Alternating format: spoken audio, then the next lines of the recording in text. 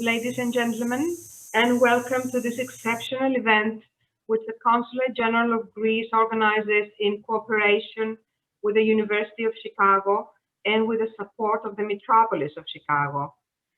Please allow me to express my most sincere thanks, first and foremost, to Metropolitan Nathaniel for his ongoing support and encouragement in all our efforts to celebrate the bicentennial of the Greek Revolution here in Chicago and the Midwest.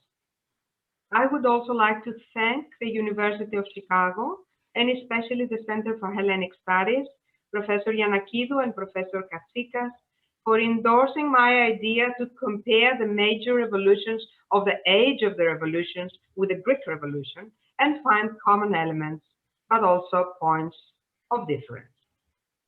At this point, please allow me to call Professor Anastasia Giannakidou, the head of the Center for Hellenic Studies of the University of Chicago, to say a few words. Anastasia, the floor is yours. Thank you, Madam Ambassador, dear Katerina.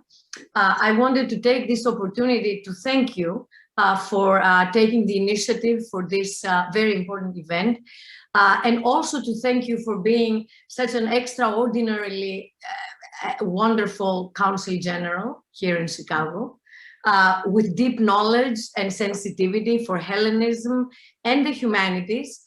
It has been a great pleasure working with you during your tenure here in Chicago in a number of important events, and of course also this year in a number of events for the 200 years of the Greek Revolution.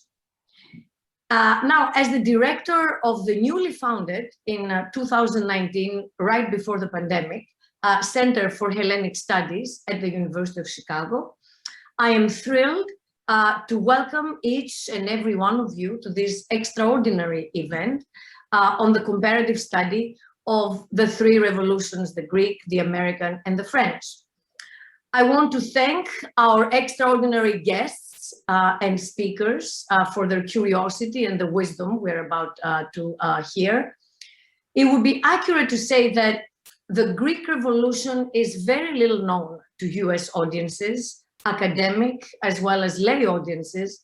But in this year of commemoration and celebration, we have the opportunity to reflect on this major event and frame it within the age of revolutions, which is what we hope will happen today.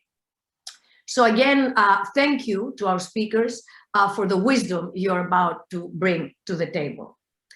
The Center for Hellenic Studies at the University of Chicago is an interdisciplinary center, and two of our guests are our colleagues at the Department of History. We are a home at the university of the superbly rich and textured Hellenic tradition. We are born in linguistics, and the center teaches the Greek language at the university. Our associate director, Professor Stephanos Katsikas, is in charge of that. And our affiliate faculty expands through a number of departments and divisions, including classics, philosophy, political science, the divinity school, and other departments. We are the venue for hosting important events like this one about Greece and the Greek cultural space on topics of continued relevance to the societies in which we live. I want to emphasize that. A fundamental mission of the center is both an academic and a public one, to bring together research and discussion, to build knowledge about Greece as a cultural, historical, and linguistic space, to raise awareness about Greece after antiquity, it exists, and indeed about modern Greece.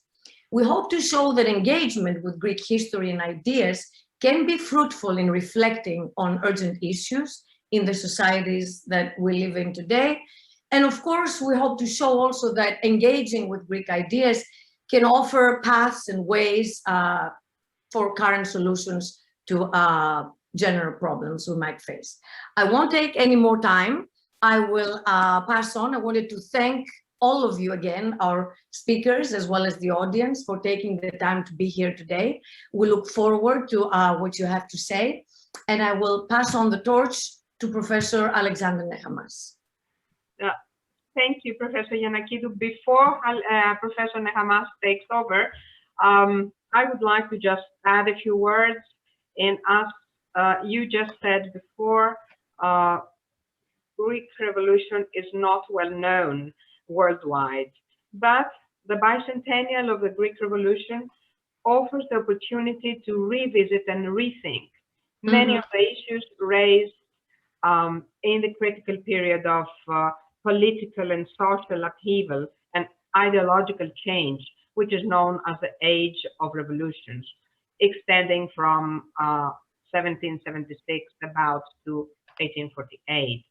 Now, reappraising the Greek revolutionary experience and comparing it with other major revolutions of that period can provide insights into the revolutionary phenomenon and the character of the age of revolutions that might prove useful in understanding parallel forms of collective mobilization and change worldwide. Mhm. Our panel today, ladies and gentlemen, will discuss exactly these matters. We are very proud and thankful to our speakers today. Professor Thanos Veremis, this legendary personality of history studies, honors us with his presence. Professor Pericles Valianos, another legendary figure in the fields of history and philosophy. Professor Paul Cheney, a specialist in French history at the University of Chicago. Professor Stephen Pincus, a specialist in the American and other revolutions, also at the University of Chicago. And finally, Professor Nehamas of Princeton University, who will chair the discussion today. Please allow me to say a few words about Professor Nehamas before giving him the floor. Professor Alexander Nehamas is currently professor in the humanities, professor of philosophy and comparative literature at Princeton. Before coming to Princeton, he taught at the University of Pittsburgh and the University of Pennsylvania. At Princeton, he has chaired the Council of the Humanities, directed the program in Hellenic Studies, and was the founding director of the Society of Fellows in Liberal Arts. In 1993, he was Southern Lecturer at the University of California at Berkeley. He has received the Mellon Foundation Award for Distinguished Achievement in the Humanities and was named a Commander of the Order of the Phoenix by the Greek government. In 2018, he was elected to the chair of the History of Philosophy in the Academy of Athens. Professor Nehamas, we're extremely honored to have you with us today, and I have the pleasure to give the floor to you. Thank you. Thank you very much, Mr. Ambassador. I'm very honored by your kind words. And I need to warn our audience that I will not be quite as expansive when I introduce our own speakers in the interest of time. Before I do any of that, I want to greet our audience. It's not clear to me whether I should say good morning, good afternoon, or good evening. We have an audience from around the world. We have speakers from around the world. Some are in the evening, others are at noon. But we hope that the distance, the physical distance, the geographical distance will be eliminated in the intellectual closeness and interaction that I hope, and in fact, I'm sure, we are about to experience. So let me say a few things about the mechanics of the session today. We will begin with 4 presentations by our speakers. They will last about 10 minutes each. Once the speeches are over, the panelists, the 4 panelists, will have a discussion to see if there are any conclusions or any new questions that have arisen as a result of their interaction. And then we'll open the floor to questions. I will talk more about the questions and how to submit them afterwards, but please wait until the end of all the presentations before you submit your questions. And as I said, I will say more. Now, I think I will reiterate some of the things that the previous 2 speakers have mentioned about the importance of placing the Greek Revolution in an international and comparative context. There's a tremendous amount of work that has been done on the Greek Revolution in Greece, but as everybody has said so far, the revolution or the War of Independence has not been widely studied abroad. And I think an event like this is a great opportunity to start seeing the Greek Revolution as not only an accomplishment of the genius of Greece, but also as an event in world history, which it most certainly is. And I think that will be very much the sense of our meeting today. It is important to remember that the ideologues, if I can put it in those terms, of the War of Independence of Greece were figures of the Enlightenment. And in fact, I know that Adamantios Korais, one of the great figures of the Greek Enlightenment and a major source of the sense of the new Greek nation, was actually in correspondence with Thomas Jefferson. I know that they corresponded. Korais would write Jefferson in French. Jefferson would read the French, but would answer in English. And we do have their correspondence. Rigas Ferreos in Vienna, of course, was deeply influenced by the thought of the Enlightenment. He was an admirer of Napoleon and of the changes occurring at the time. And in fact, it may be that it was precisely because of his perceived admiration for Napoleon that the Ottoman Empire was so eager to eliminate him, as they did along with his 7 other colleagues in Belgrade.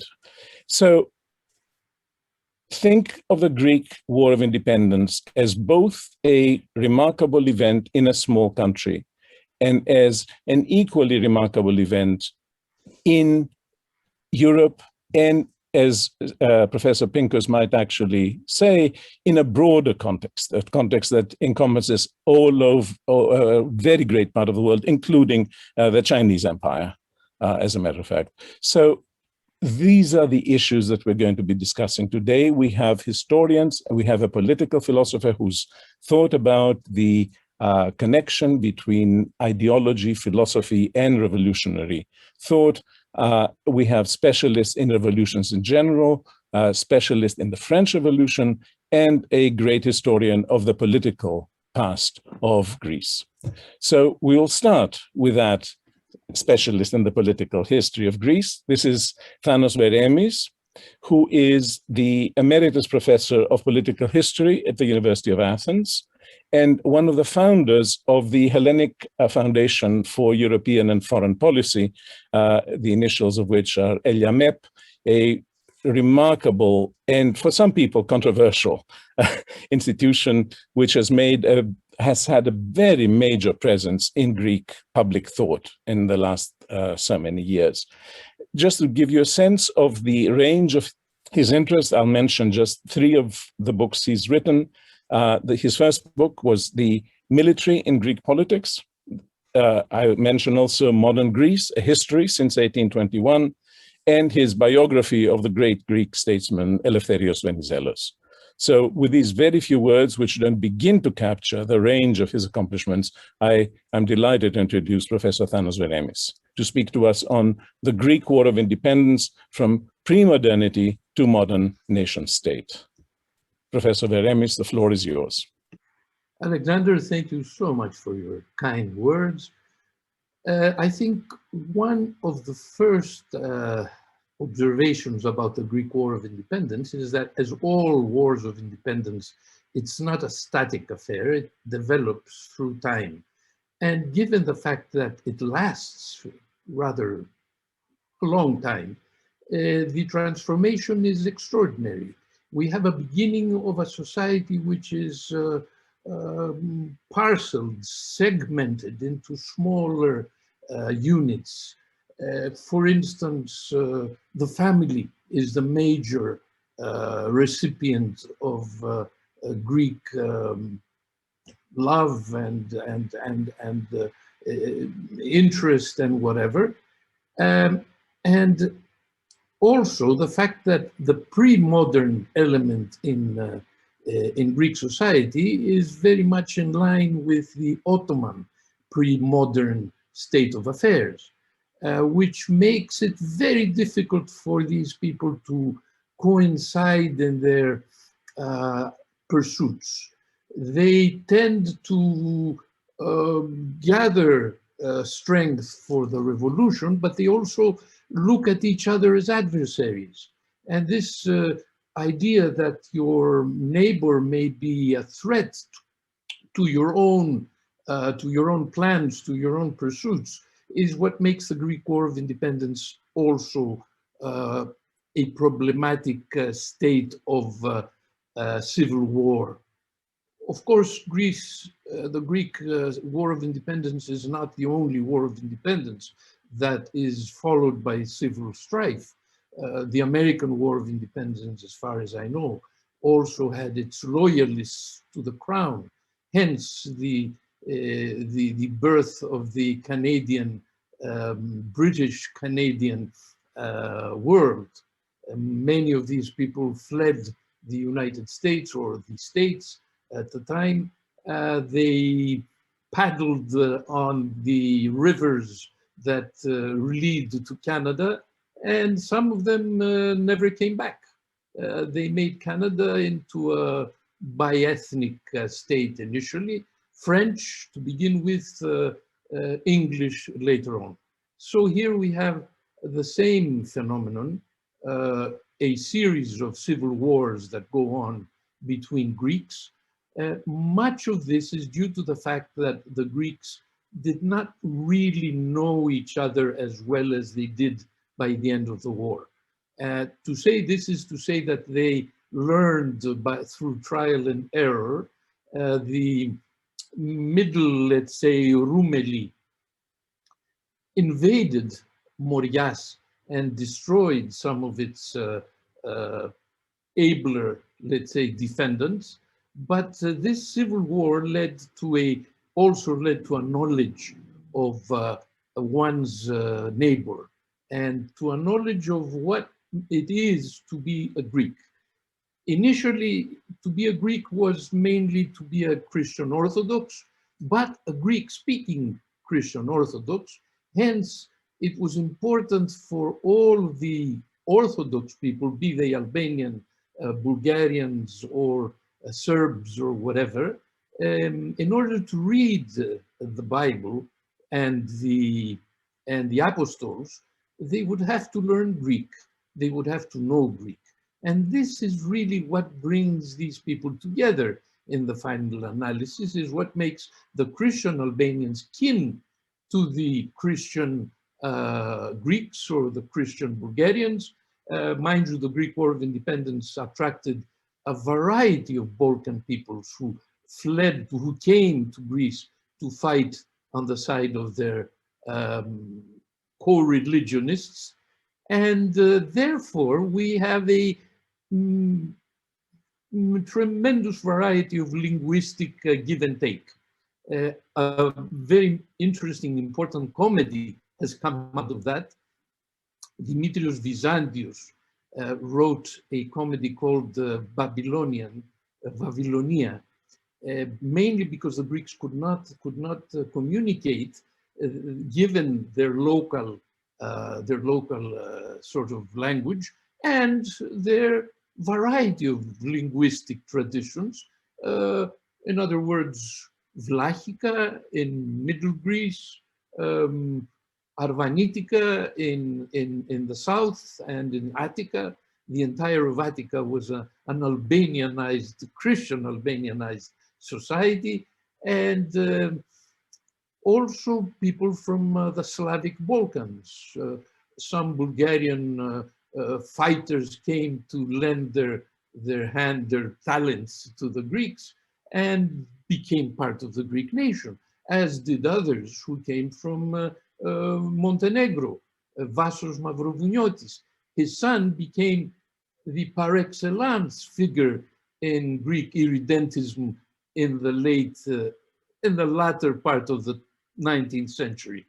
Timoleon Vassos, a legendary figure among the Greeks who fought the war of liberation of unredeemed territories. So we have a very interesting mix of peoples who did not know each other before the war and became very familiar with each other by the end of the War of Independence.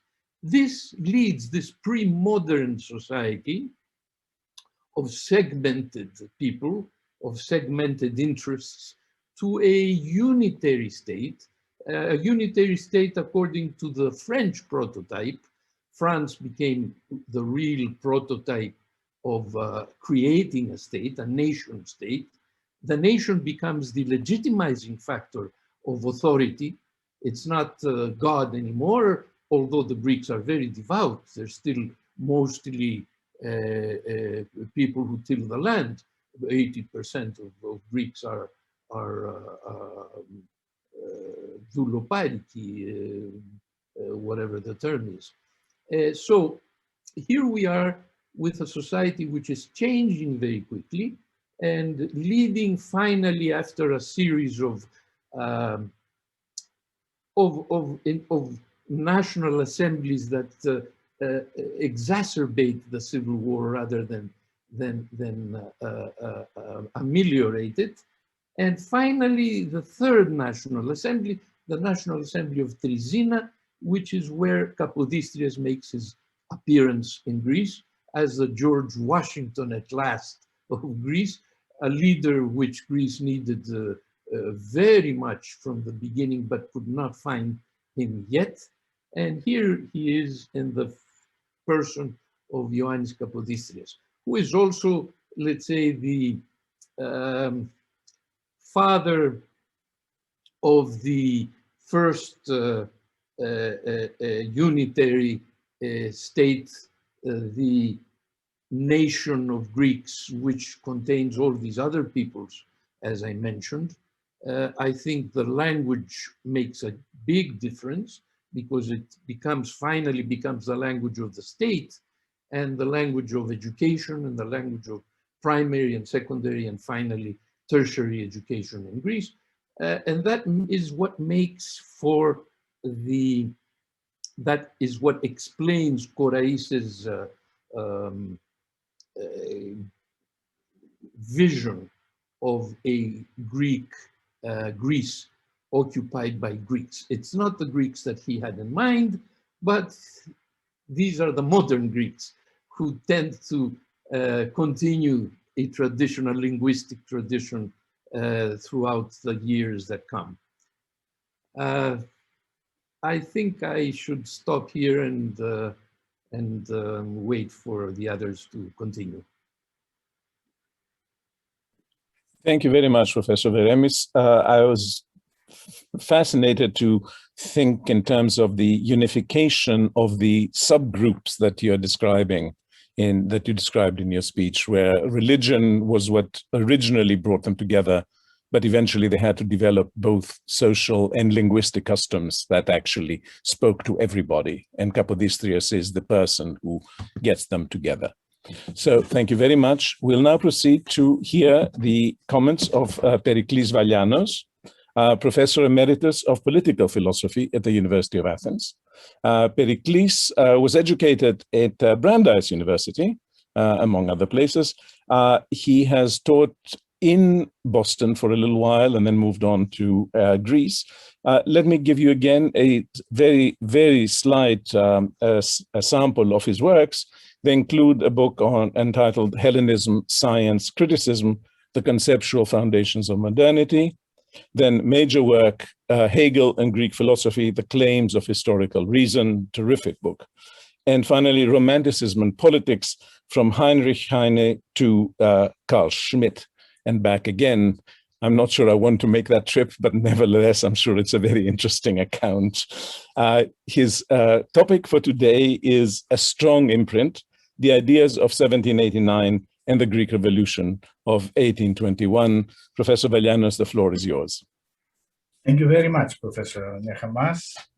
I'm very happy to be here among you, distinguished colleagues, talking about the Greek Revolution in this context of European ferment after the French Revolution, but also it is important to stress, as Professor Nechamas has already done, the connections with the American Revolution, which I hope will come out as we proceed with tonight's discussion. So let me say a few things, and we will. These are very brief remarks. I have left a lot out of them, but I think they will provide some stimulus for discussion. The impact of the French Revolution on its Greek counterpart in 1921 can be detected on two levels. First of all, the Revolutionary and the Napoleonic Wars upset the territorial configurations and the political boundaries that had prevailed in Europe since the Peace of Westphalia. With the Treaty of Campo Formio in 1797 and the dissolution of the Venetian Republic, the Greek inhabited Ionian Islands were placed initially under the jurisdiction of revolutionary and imperial France, and later they were constituted as a nominally autonomous state under British protection after the defeat of Napoleon in 1815. The French had abolished feudalism in the islands and decreed the equality of rights for all citizens, whereas the British now introduced a constitution, although this constitution was under the authoritarian control of a British High Commissioner. But this was the first time that a distinct Greek political entity had come into being since 1453, and this fact was interpreted by the Greek-speaking population at large as a significant historical omen of the impending restoration of Greek freedom. From the Ionian Islands, liberal and even radical ideas were disseminated throughout the Greek lands still under Ottoman rule. The victories of Napoleon in Italy created the expectation among the Greeks that the natural continuation of his campaign would be southwards. All sorts of emissaries were trying to reach him in order to impress upon him the urgency of evicting the Turks from the Balkans. In 1796, Adamantios Korais addressed to him a letter exhorting him to restore the freedom of Greece, obviously counting upon the known admiration of Bonaparte for classical antiquity. Rigas Phereus went to Trieste in 1798 with a similar purpose of reaching the victorious general, but there he was arrested by the Austrian police and sent to his death in Ottoman Belgrade. For a time, Napoleon seemed to seriously entertain the option of proceeding southward through Greece. He sent his own emissaries to Mani in the Peloponnese. These were two brothers of Maniote descent from Corsica. They were Greek descendants of the Maniotes who went to Corsica. Their name was Stephanopoli, the brothers Stephanopoli. In the event, however, Napoleon decided upon the naval expedition to Egypt. Still, Napoleon's campaign in Egypt was a blow at Ottoman state power itself, since Egypt was a province of the Turkish Empire. Thus, it stoked the expectation among the subject nations of the collapse of Ottoman dominance in the East. It also encouraged the separatist aspirations of Ali Pasha of Ioannina, whose actual rebellion against the Porte in 1820 was a crucial event favoring the outbreak of the Greek Revolution in 1821. The French Revolution has had a decisive impact on events in Greece on the ideological plane as well. The Greek diaspora in Western and Central Europe was permeated by the ideology of the Enlightenment and was strongly affected by the idea of the sovereign and self-governing nation which was broadcast from revolutionary France. The condemnation of despotism was the explosive message of 1789. And in the political theory of the Enlightenment, the Ottoman political system had been used as the chief paradigm of despotism by Montesquieu, for example. The ideal of the Republic had strong classicist connotations. In the mind of the Greek revolutionary intellectuals, this accentuated the roots of the Greek nation in a glorious past, which had been submerged by long centuries of medieval superstition, followed by Turkish enslavement. The two main ideological protagonists of the Greek revolutionary movement, Rigas Phereos and Adamantios Korais, exemplify these intellectual allegiances in the most striking way. Phereos belongs to what has been in recent years called the radical Enlightenment. His vision of Greek liberty incorporates the aspiration to a popular polity based on equality before the law. He also advocates the equality under law-governed freedom of all nations tyrannized over by Ottoman autocratic government, the Turks themselves included. He was very much interested in the liberation of the Turkish people as well. This is a strikingly original application to the conditions of the East of the French doctrine of fraternité. Korais, one of the greatest classical scholars of the 19th century, was an eyewitness to the revolutionary events in Paris. He was the quintessential liberal thinker who deserves the title of the founding father of the Greek national idea. He was a militant Republican and a firm believer in political moderation, whose roots he saw in the ethical and political philosophy of Aristotle, in the Aristotelian idea of mesotis. He saw the terror with his own eyes and he abominated it. His initial hopes in Napoleon as the general of the Republic were dashed, and his condemnation of him as emperor was scathing. He became an adherent of the philosophical school of the ideologues and functioned as the chief interpreter to the French public of the Greek national cause as a revival of ancient Hellenic ideals of republican liberty and virtue. In his constitution, the American revolutionary tradition, as interpreted to him by Thomas Jefferson himself, with whom he kept a highly significant correspondence.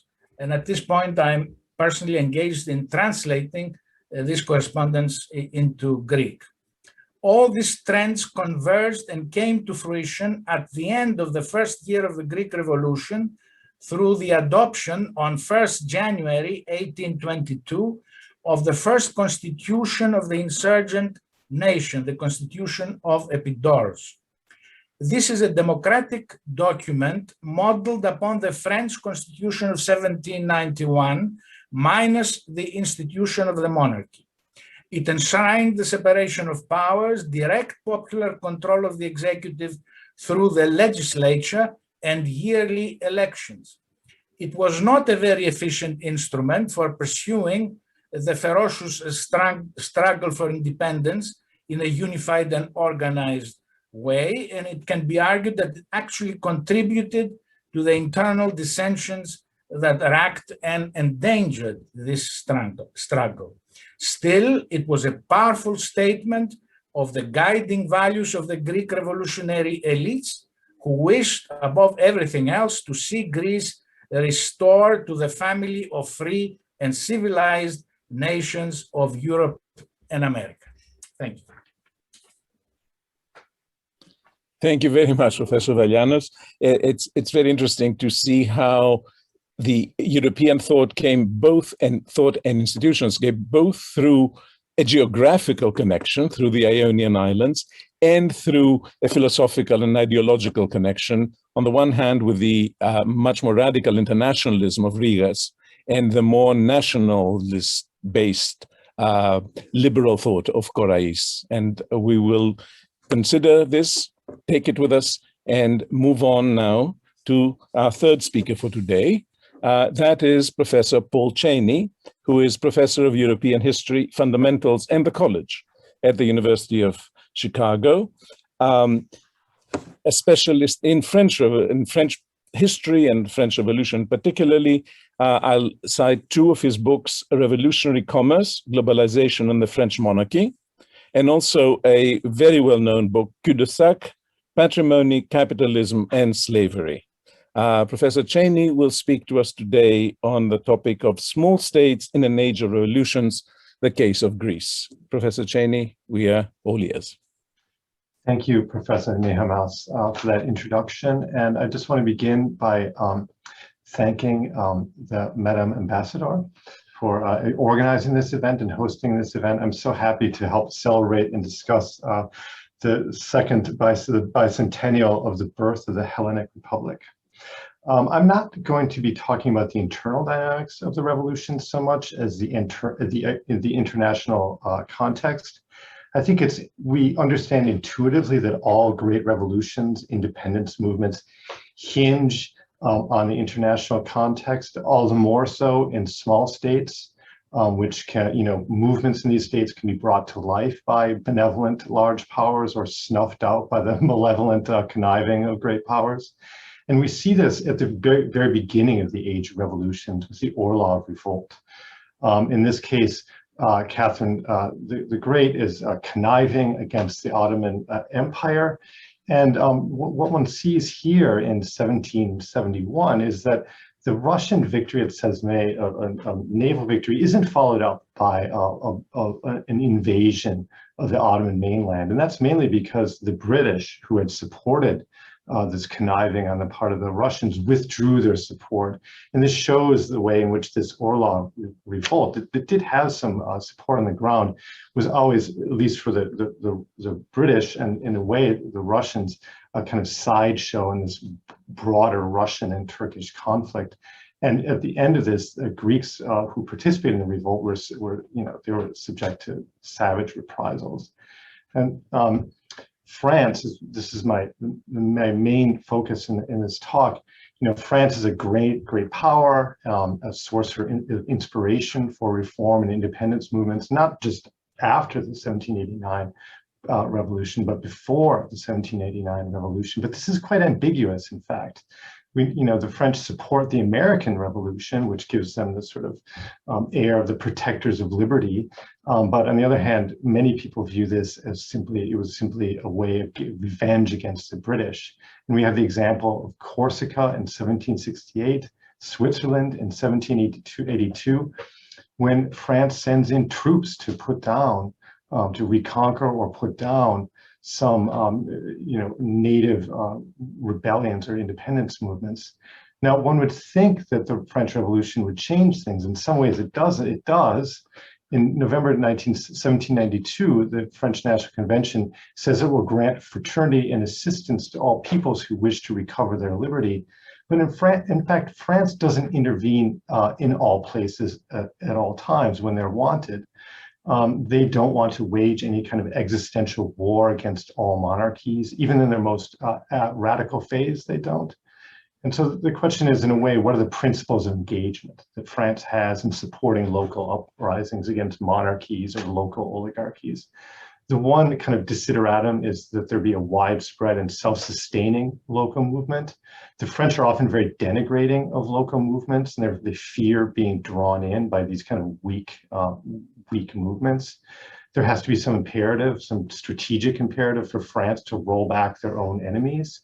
And importantly, they're often captive to public opinion at home. They will sometimes use these calls to intervention as a way of showing their Republican commitments at home. Another thing that's really important in kind of understanding the shape of these interventions or failures of interventions is to understand that Europe is kind of divided between this inner and outer zone. You might extend the outer zone of Europe to extra, extra European spaces too. Close to home, the revolution is truly exported. I mean, French aid is often registers as conquests and establishment of sister republics. But here, liberal constitutions are implemented. There are really sincere and lasting attempts to transform the political and civic landscape of these places, including later applying the Code Napoleon. You see this in Belgium. in Holland, in Italy, particularly in the north, in Lombardy with the Cisalpine Republic, in Switzerland with the Helvetic Republic. But in this kind of outer zone beyond Western Europe, French conquests and aid look much more like conventional diplomacy. In fact, serfdom is not really abolished in Eastern Europe, and there's very little sense of French intervention and occupation implementing some version of local revolutionary ambitions. So for instance, in the Illyrian provinces beginning in 1809, there's not a whole lot of change in the Balkans. This is held, as so many other places are, as a diplomatic counters for later negotiations. And I want to conclude this part by just observing that this is not just the case with, let's say, French collaboration with small states in the European state who may or may not be inviting them in. These distinctions often happen in French holdings abroad. So for instance, on their slave islands, despite the abolition of slavery, the first abolition of slavery in 1794, in fact, these edicts aren't actually applied in most places on the French islands. And so the French slave islands are these zones of constitutional exception, where the French Constitution and revolution itself in some ways is not really applied, right? Now, after 1815, the defeat of Napoleon and the formation of the Holy Alliance, things aren't very promising. There's a pact of mutual defense against revolutionary principles of democratic self-determination between Russia, Austria, Prussia, and then later the European monarchies.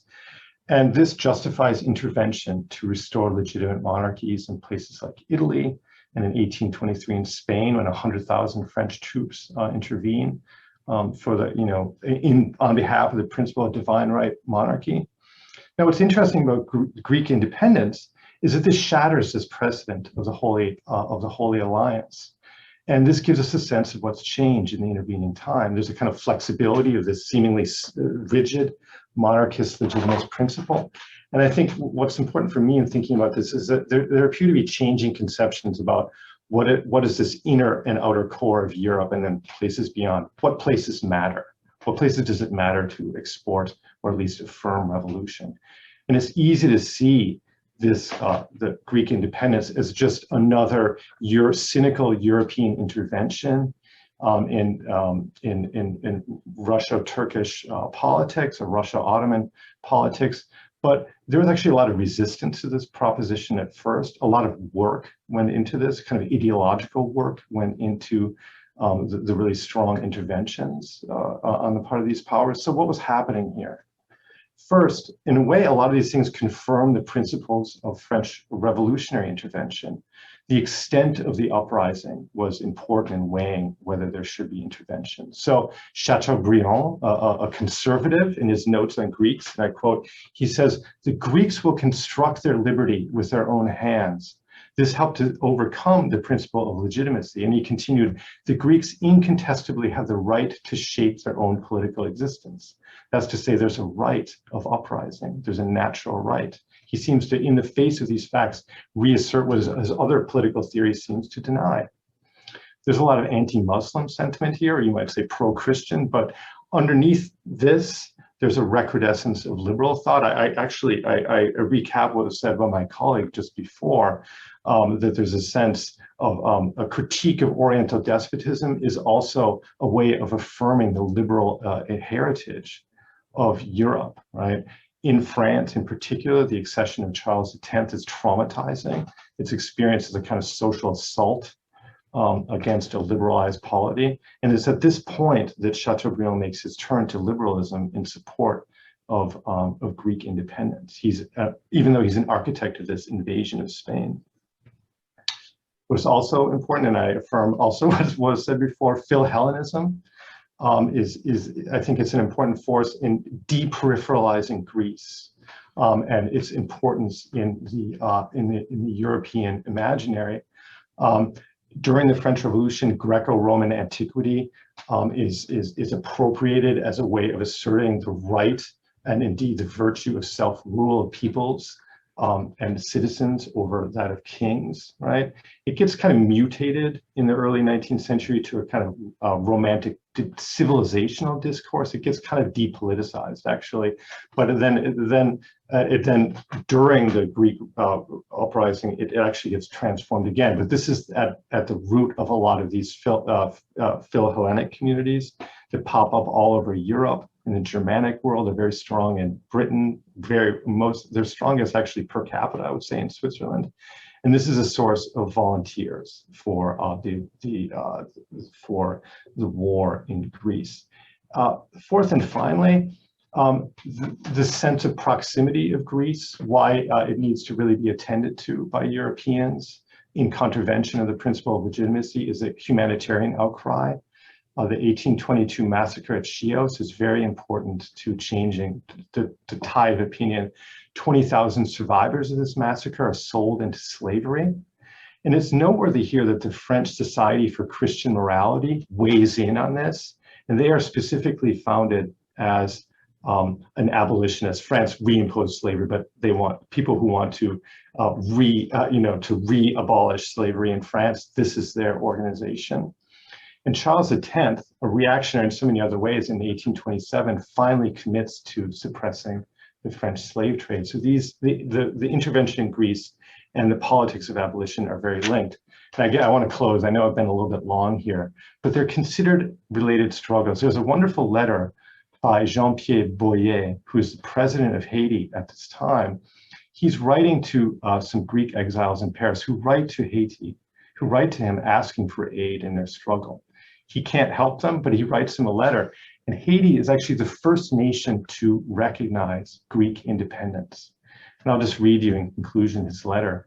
He says, "Before I received your letter from Paris, dated last August 20, the news about the revolution of your co-citizens against the despotism, which has lasted for about 3 centuries, had already arrived here. With great enthusiasm, we learned that Hellas was finally forced to take up arms in order to gain her freedom and the position that she once held among the nations of the world. Such a beautiful and just cause, and most importantly, the first successes which have accompanied it, cannot leave Haitians indifferent, for we, like the Hellenes, a long time subjected to a dishonorable slavery, and finally, with our own chains, broke the head of tyranny." Thank you.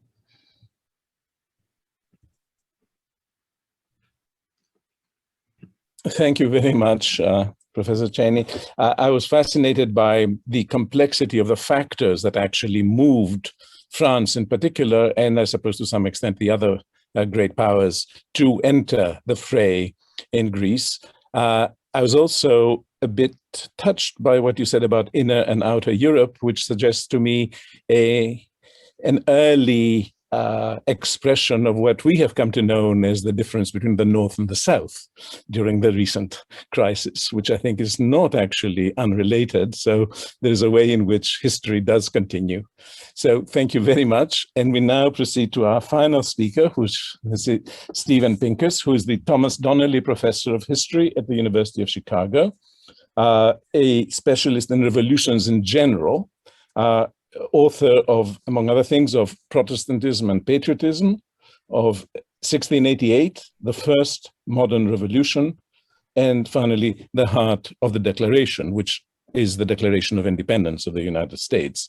I'm very eager to hear him on the topic of states and revolutions, the Greek Revolution, and imperial state modernization. So thank you very much, and here is his PowerPoint presentation. Thanks very much, and thanks for that very kind introduction. And thank you, Madam Ambassador, for hosting this event. And thank you to all of my colleagues for such lively and interesting presentations. So I'm going to think about the Greek Revolution of 1821 in comparative perspective.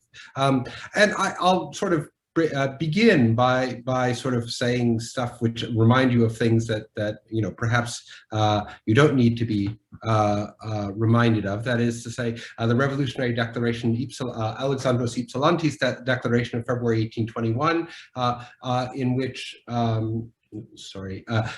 in which he said, "Let us then once again, O brave and magnanimous Hellenes, invite liberty to the classical land of Greece." He continued that it is time to throw off this insufferable yoke, to liberate the motherland, to topple the crescent from the clouds, so as to raise the symbol by which we are always victorious, I mean the cross, and thus avenge the motherland and our orthodox faith for the impious scorn, from the impious scorn of the heathens. He concluded by calling for parliamentary rule. The nation assembled will elect its elders, and to this highest parliament all our acts shall yield. Which this declaration itself invites two questions. Why in 1821, and not before and not after, as Paul alluded to, did the Greeks begin a revolution that would end up overthrowing Ottoman sovereignty in large parts of Greece? But secondly, why did revolutionaries that began by calling for liberty and the defense of the Orthodox faith end up crowning a Bavarian Roman Catholic king in 1832 with, in fact, very few limits on his power? And here is that king. So I want to frame this by thinking more generally about why revolutions happen. The claim I want you to, I think what necessarily begins revolutions and precedes revolutions is state modernization by the Ancien Regime. What do I mean by state modernization? Well, a self-conscious attempt by the government to transform itself in fundamental ways. For example, to centralize and bureaucratize political authority, transform the military using up-to-date techniques, using tools of the state to accelerate economic growth, use various techniques of surveillance to gather information and suppress social and political dissent, and sometimes to proclaim a new beginning. So why is state modernization so important to revolutionary movements? Well, for two reasons. First, structurally, it creates fundamental change. It fundamentally changes the relationship between subjects and citizens and the state. The state becomes much more intrusive, and subjects are forced to react in one way or another. Second, more ideological, because the Ancien Regime itself proclaims the need for change, eliminating any possible real conservative position. The choice becomes not whether you want the old ways of doing things or new ways of doing things, but two choices between different models of how change will occur. So a couple of examples, a few examples. So the French Revolution of 1789, it's important to realize, was preceded by its 1786, Louis XVI signing the Eden-Rheinewald trade agreement, which adopted the modern policy of free trade. In 1787, Louis XVI adopted wholesale remodeling of the French bureaucracy. In 1788, he overhauled the entire judicial system. All of this, of course, preceded the taking of the Bastille.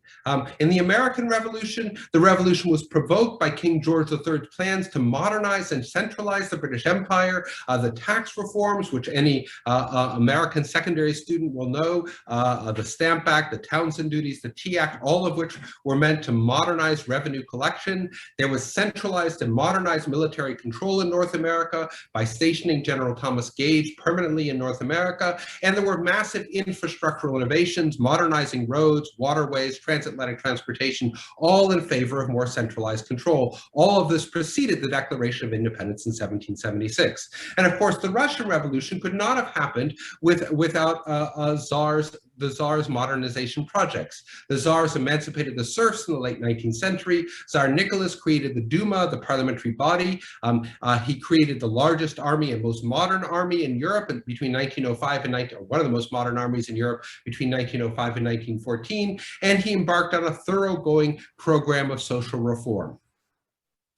In the Mexican Revolution, to give you another example, Porfirio Diaz modernized the Mexican army along Prussian lines, abolished internal tariffs, much like earlier treaties for free trade. He overhauled banking institutions, massively increased the Mexican bureaucracy, and suppressed the opposition press.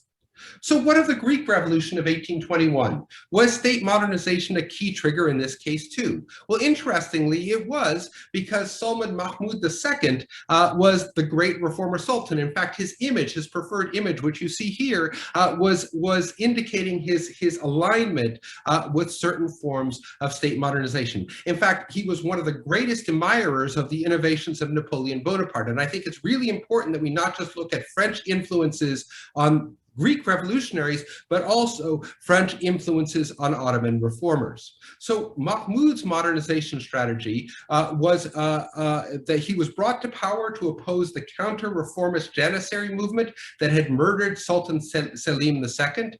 He had determined that reforming the military was not enough. Ottoman state and society needed to be completely modernized. He purged anti-reformist conservatives in the higher level of the Ottoman bureaucracy. He modernized the army, gradually purging the Janissaries from power, ultimately eliminating the Janissaries in the midst of the Greek War of Independence in 1826. He modernized the navy along explicitly Western lines, and he centralized control of the Ottoman provinces, purging hereditary notables between 1814 and 1820 in Thrace, Macedonia, along the Danube, and in Egypt. In particular, he targeted, as has already been hinted at, Ali Pasha of Ioannina as one of these notables he wanted to get rid of. Ali Pasha was a Greek and Albanian, not a Turkish speaker, although a Muslim. He had sponsored Greek Enlightenment institutions in Ioannina. He was a supporter of the Greek Society of Friends. He was a hereditary notable who was loud in his criticism of Mahmud's modernizing reforms, and ultimately was dismissed from his offices in April 1820. And while at that point, he explicitly supported Greek nationalists in their struggle with Istanbul, and was, of course, killed by Ottoman forces in 1822. And this is, of course, his tomb. So state modernization was key. Anti-Ottoman sentiment had existed for a long time in Greece, but it was Ottoman state modernization and westernization that destabilized the Ottoman provinces, essentially creating a power vacuum in all of what is now Greece, Serbia, Croatia, Albania, and Macedonia. He created the ideological space for an alternative modernization program, which was exactly what the Greek revolutionaries aspired to provide. So it's important to realize that the Ottoman modernization program was itself deeply influenced by Bonapartist reform. But why did the Greek Revolution culminate with the establishment of a monarchy? Why did a movement with nationalist and Orthodox principles establish a new monarchy with a foreign Bavarian and Roman Catholic king? The context that needs to be understood, of course, is well known to all of you, is the growth of the Greek merchant class. Like many revolutionary movements, such as those in Iran in the 20th century and in North America in the 18th century, the ideological and political leadership of the Greek Revolution came from the merchant class. In the Greek case, the French Revolutionary Wars created new opportunities for Greek merchant middlemen with the evacuation of French and British merchants from the Mediterranean, a gap filled by this new class of Greek merchants. It was a period of great economic growth, therefore, in the Greek region. So the Greek Revolution was preceded by a period of remarkable economic growth, not economic decline. And the Greek Enlightenment, it turns out, Greek Enlightenment figures, there was a massive overrepresentation of men from this new urban and mercantile elite. And these elite had commercial aspirations, of course. Long-distance merchants always have played a key role in a number of revolutions. They generally, in comparative revolutions and looking at the whole body of revolutions, pursued two different ends.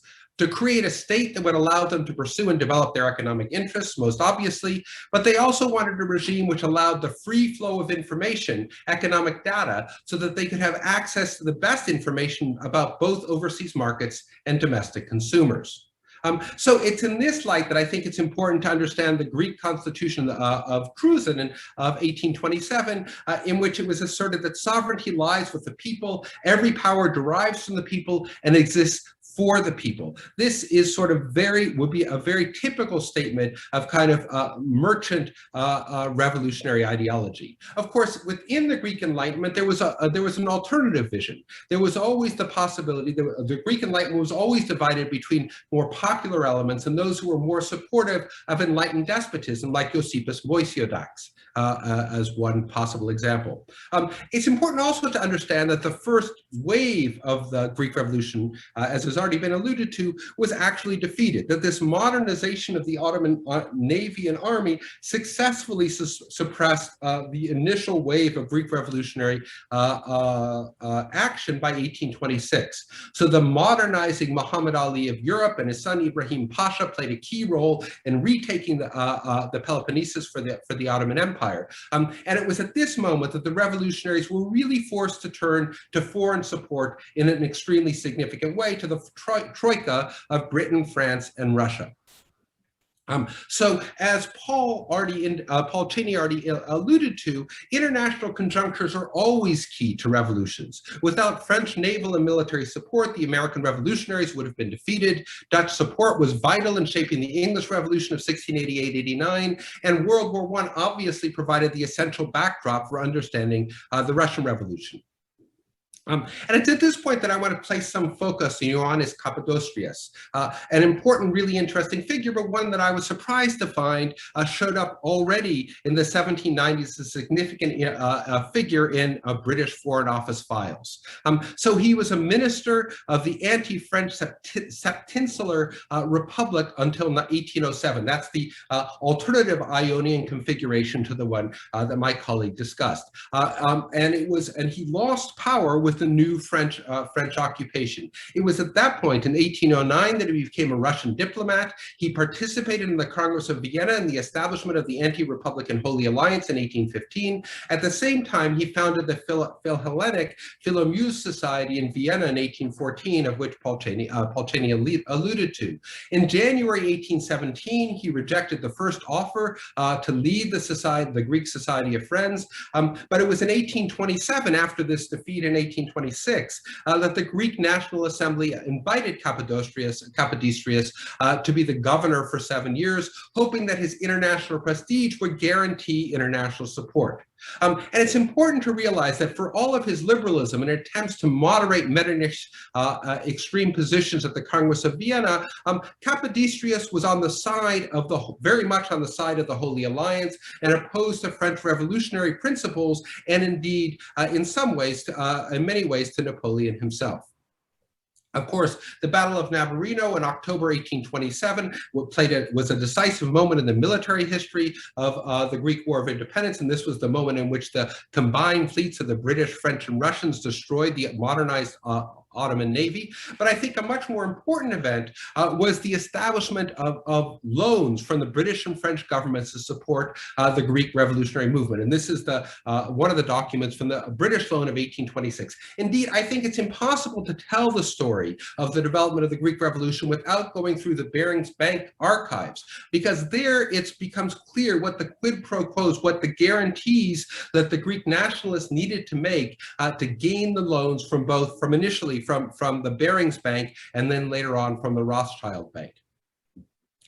So these loans gave Russia, France, and Britain significant influence over the newly independent Greek polity. The loans were necessary to support both the establishment of the Hellenic state and the war effort against Ibrahim Pasha. The Troika governments used this influence to push the Greeks to limit the radicalism of the Republic. And that's the theme which comes up over and over and over again in the Barings Bank files.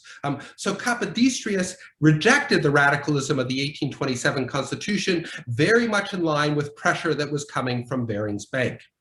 So the parallel with the American Revolution is remarkable. The American Republic owed France a massive war debt. The French had loaned a huge amount of money to keep the American Revolution going.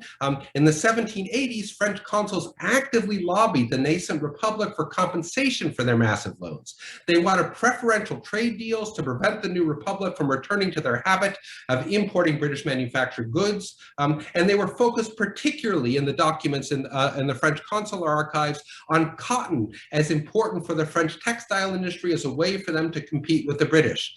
So during the American Constitutional Convention, these documents reveal the French consuls lobbied hard to maintain slave production in the American South. And indeed, the Three-Fifths Compromise was a direct result of French lobbying based on the debt that was owed by the Americans to the French for the successful Revolutionary War. And the conclusion of all of this, of course, was the London Protocol of 1832, which established Otto as king. So what are the implications of this story? First, Ottoman state modernization created the conditions for the outbreak of revolution in 1821. Ideas mattered and shaped the Greek revolutionaries, but the structural conjunction created the possibility for a revolutionary action. And this made the Greek Revolution of 1821 like most great revolutions. Second, the Greek revolutionaries had competing impulses, both nationalistic. One was for a democratic participatory polity based on the new merchant classes. The other was more circumscribed and in line with the ideology of the post-revolution Holy Alliance. And I think Pulcini is absolutely right to say that this second version was not in the sort of more extreme absolutist or authoritarian version associated with King Charles X, but more associated with that of the July monarchy, a kind of liberal monarchism. The third is the sovereign debt fundamentally shaped the contours of the post-revolutionary policy in Greece, much like the American Revolution, and indeed like many subsequent revolutions. And I'll leave it there. Thank you very much, Steve. It's important to remember how complex these events are. They're very much more internally structured than the mere account of battles and disagreements that we usually study, at least in Greece, when we study the Greek Revolution, the War of Independence. Not only are developments within the empires, which are, in retrospect, at least in their last throes at the time, crucial for allowing the popular movements to arise. But also what you pointed out is the significance of financial and more broadly considered economic factors into the establishment of the nation state, which, as you pointed out, and as we know, was in very dire straits before the Battle of Navarino.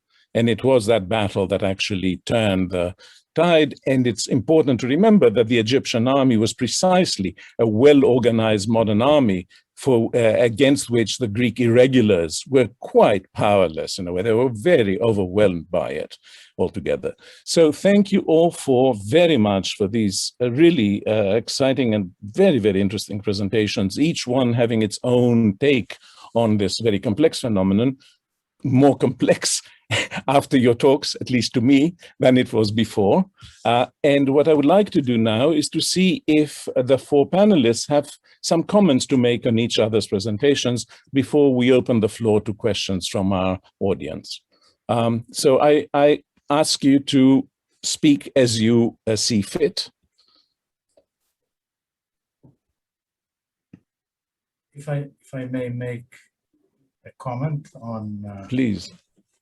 Professor Pincus's presentation just heard, it seems to me that the question of Ottoman reform, which is very, very real, and Mahmud II, the Sultan of the Greek Revolution, was in charge when the Greek Revolution broke out, was the one who, at the time of his death in 1839, actually initiated the great period of Ottoman reform in the history of Turkey in the 19th century, which is called the Tanzimat period. He issued a declaration right before his death, in which he seemed to be completely aware of the dysfunctions and the problems which the old Ottoman system had, and which in a sense brought about the Greek Revolution. And these problems were basically two: lack of religious freedom, lack of freedom of religious conscience. The Ottoman state was a theocracy. The dividing line between the free and the non-free, the rayas, was whether they had the Muslim or the Christian religion. So the the oppression was felt by the broad peasant masses in Greece and the Balkans in general, also as a religious oppression. So Mahmud made a point in his last will, let's say political will, made the point of saying to his successors, do away with this discrimination on the basis of religion. And the second problem that led to the Greek Revolution, contributed as a factor, was insecurity of property. And this is the other thing which Mahmud said, okay? And that set the stage and set the project for the future reorganization of the Turkish state in the direction of a more, let's say, European constitutional, liberal, if you wish, system. So this is quite true what you said. The question, however, in my mind, these are of course the reciprocal causes and effects. I'm not sure which came first and which came second. Did the Greek Revolution come first and create in the mind of Mahmud the awareness, the acute awareness of the need for this overhaul that you talked about? Or were the Greeks taking advantage of a structural implosion, let's say, of the Ottoman system to assert themselves as a commercially, economically progressive and ascending nation and so on? So that's a problem there which needs to be further clarified. Thank you very much for your Mr. account. President, can I have a word? Please, go ahead. Well, I think that Mahmud's main effort was to put down local uprisings of various pashas. In the process, he realized that the Janissaries, the elite infantry of the Ottoman Empire, was a big problem for him, and put it down. He disbanded it completely, but he never replaced it with something else. Much of the Greek War of Independence, in fact, was fought between mercenary forces, both Greek and Ottoman and Muslim. What really divided them was religion, obviously. Ali Pasha tried to find a way into a Greek-Albanian cooperation, but when he sent his emissary to Missolonghi, this man realized that the Turks who had lost the war in Missolonghi were really in a very difficult position. And this never materialized, this cooperation between Albanians, regardless of religion, in fact, between Christians and non-Christians, that failed dismally. Now, to go back to Mahmud II, he never really had a chance or never did create a regular army, something similar to the disbanded Janissary infantry. So he had to rely on his vassal, Mehmet Ali, who had an army, who had a modern army and put it in battle very successfully. The problem is by doing so, he opened up a door to the challenge of his vassal.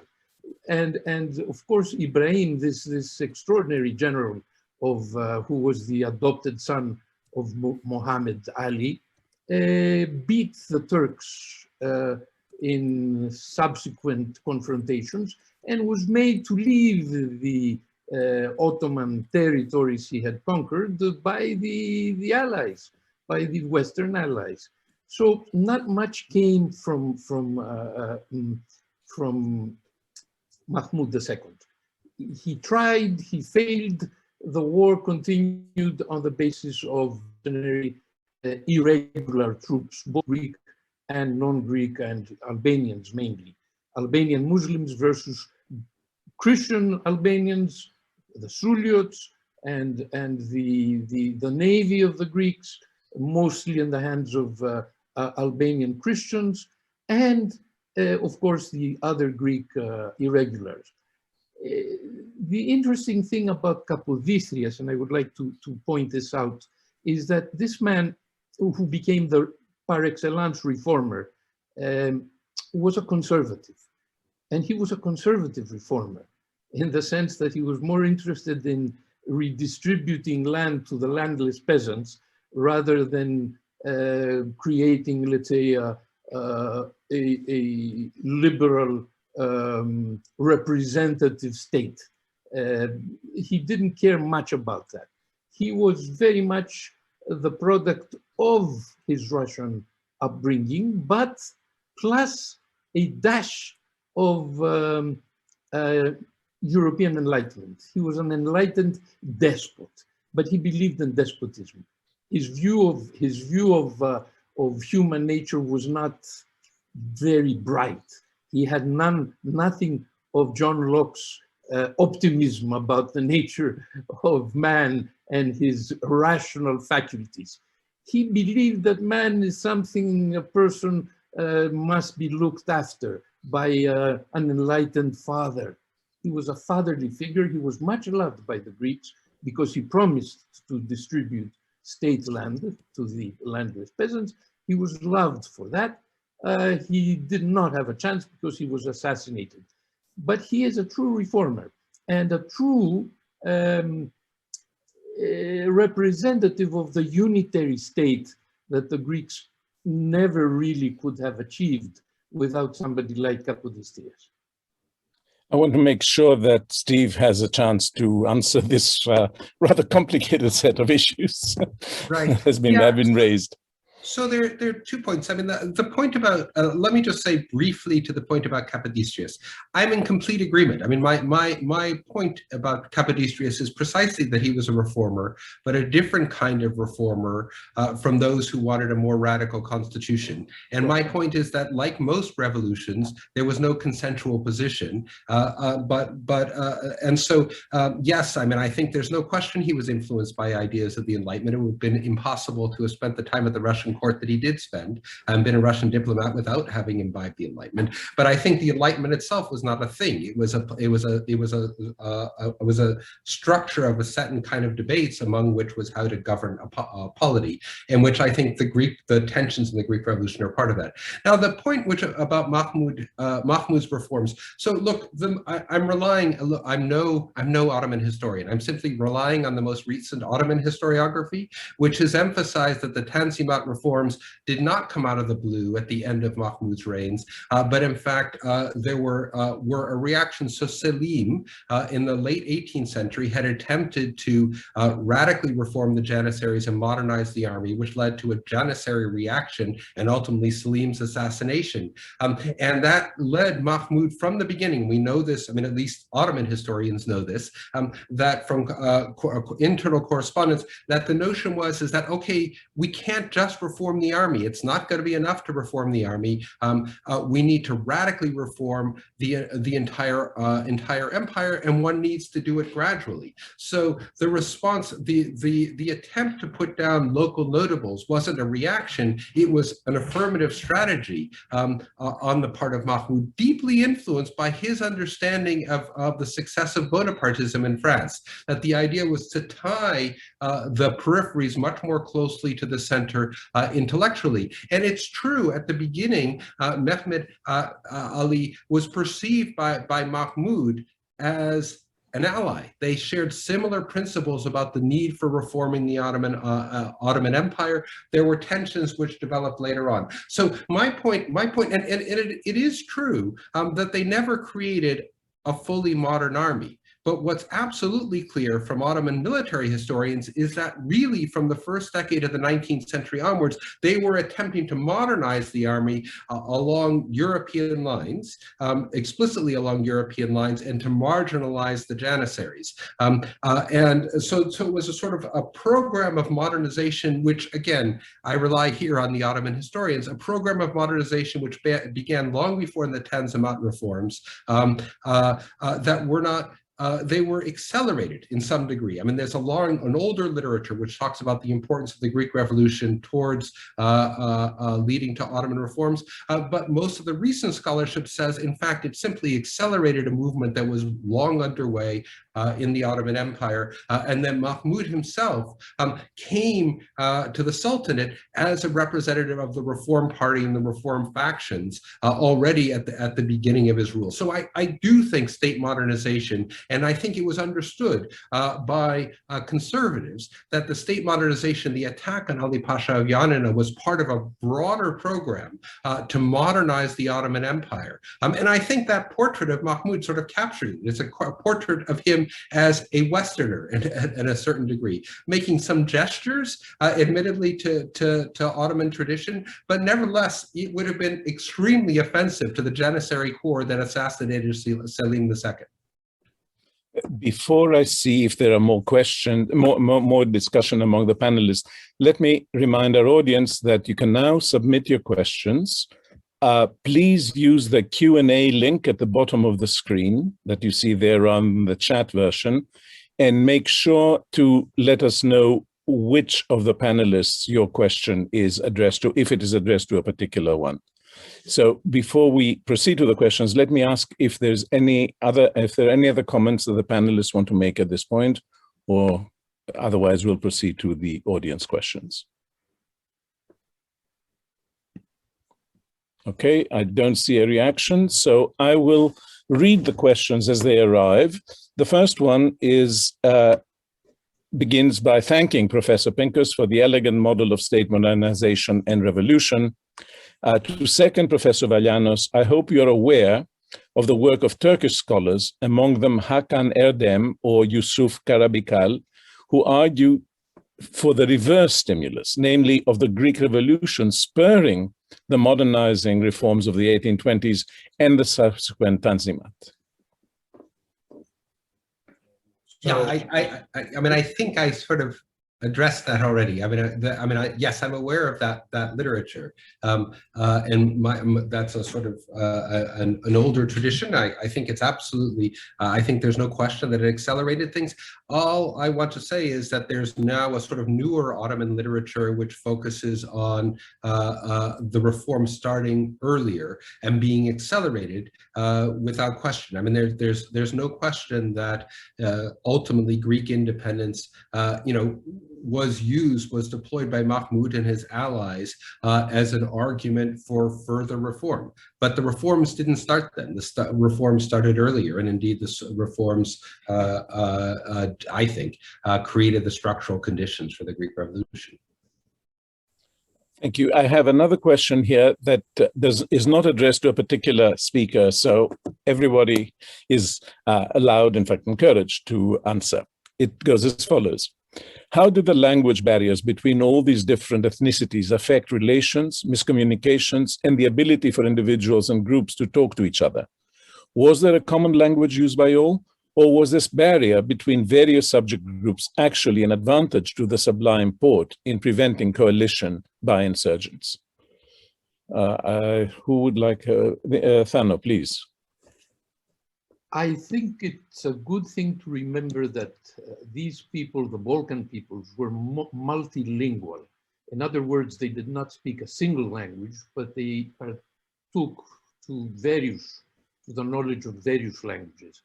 They could speak, take Kolokotronis, an unlettered, let's say, individual, who spoke certainly Albanian, spoke Turkish, a little bit of French. So most people at the time were multilingual, and that's how they communicated. And frankly, in Morias, Arvanitika, Albanian, the Albanian language was very much in use. And the Greek language, of course. People with any education, with any little education, could speak Greek, especially the Christian Orthodox people, mainly because when they went to church, they would understand the Gospels and the Testaments. So it wasn't such a difficult thing. In fact, what created more havoc was the local slang, the local languages, which were not easily identified by, let's say, Greek speakers could not easily understand the Cretan accent or the Ionian accent, hence this comedy, Babylonia, where the Ionian policeman is talking in half Italian, half Greek, local, let's say, slang, and the Cretan speaks his own language, which offends the Albanian because he calls the sheep kuradia. And he said, you came to Crete and that all are kuradia. Kuradia, in another Greek slang, Arvanitica, is the excrement of people. So that offended the Arvanitis, who drew his gun and shot the Cretan. And that's how the entire story begins, through sort of misunderstandings on the language. But people were multilingual, which is something that ceased to be after the national states were created in the Balkans. They began to teach a single language. And this single language became the force of unity among the new Greeks who came and the new Bulgarians, Albanians, and what have you. If I may add a few things as a linguist here with some more specific knowledge of what was spoken at the time, it is very important to know that Greek was still very dominant in all these areas. And in terms of pure numbers, the number of people that actually spoke Greek and participated in the revolution was, significantly larger than the number of people not speaking Greek and participating in the revolution. It's also important to note that most of the revolutionary pieces in terms of texts and manifestos and essays, they were mostly written in Greek. So the dominance of Greek language was in many ways undisputed for that period. So, and one could actually argue that many of the non-Greek, if I may finish, Professor Veremis. I just want to add a little something, that Albanian was not a written language, nor was Vlachica. The Greek language was the only written language, hence we have all these documents. Absolutely not. And as linguists, we do consider this. However, Ali Passas's documents, they're all in Greek. Absolutely, exactly. So Greek is used as the lingua franca at this point. It's a written language. It is, as opposed to the others that are not, that are oral. Right, but this is always the power of the written language. So the written language is the one that, controls the culture and controls the expression of certain ideas. And sorry, let's try to finish this and go on to the next question. I was trying to finish, but I was interrupted. Please go ahead. In any case, I'm done. So it is important. I mean, I understand the case about multiple other language speaking people participating in the revolution, but I think we must be careful not to create the impression that this was just a hodgepodge of people that had nothing in common, and that, all of a sudden the Greek language was used and it was the thing that artificially unified them. This was not the case. It is accurate to say that it wasn't. Good. Thank you very much. And I'll proceed now to the next question. It's addressed to Professors Veremis and Vaglianos. Thank you both. There were hints that the idea of the Greek nation and the call to free it were late 18th century phenomena. I would argue that such specific calls existed centuries before. For instance, in the 17th century, Leonardos Philaras, who was a friend and advisor to John Milton, wrote to him with a request to, quote, excite his English armies and his ships to liberate Greece from the Ottoman tyrant. John Milton answered that first the Greeks had to revive the, quote, all values of the Greeks to merit such an intervention. My question is, how do we evaluate such pre-Enlightenment calls to free Greece and the Greek nation? And it's addressed to Professors Vaglianos and Veremis, but I'm sure that everybody should be free to answer if they want to. Well, sorry, if I may. Yeah, go ahead. Go ahead, Mr. Vaglianos.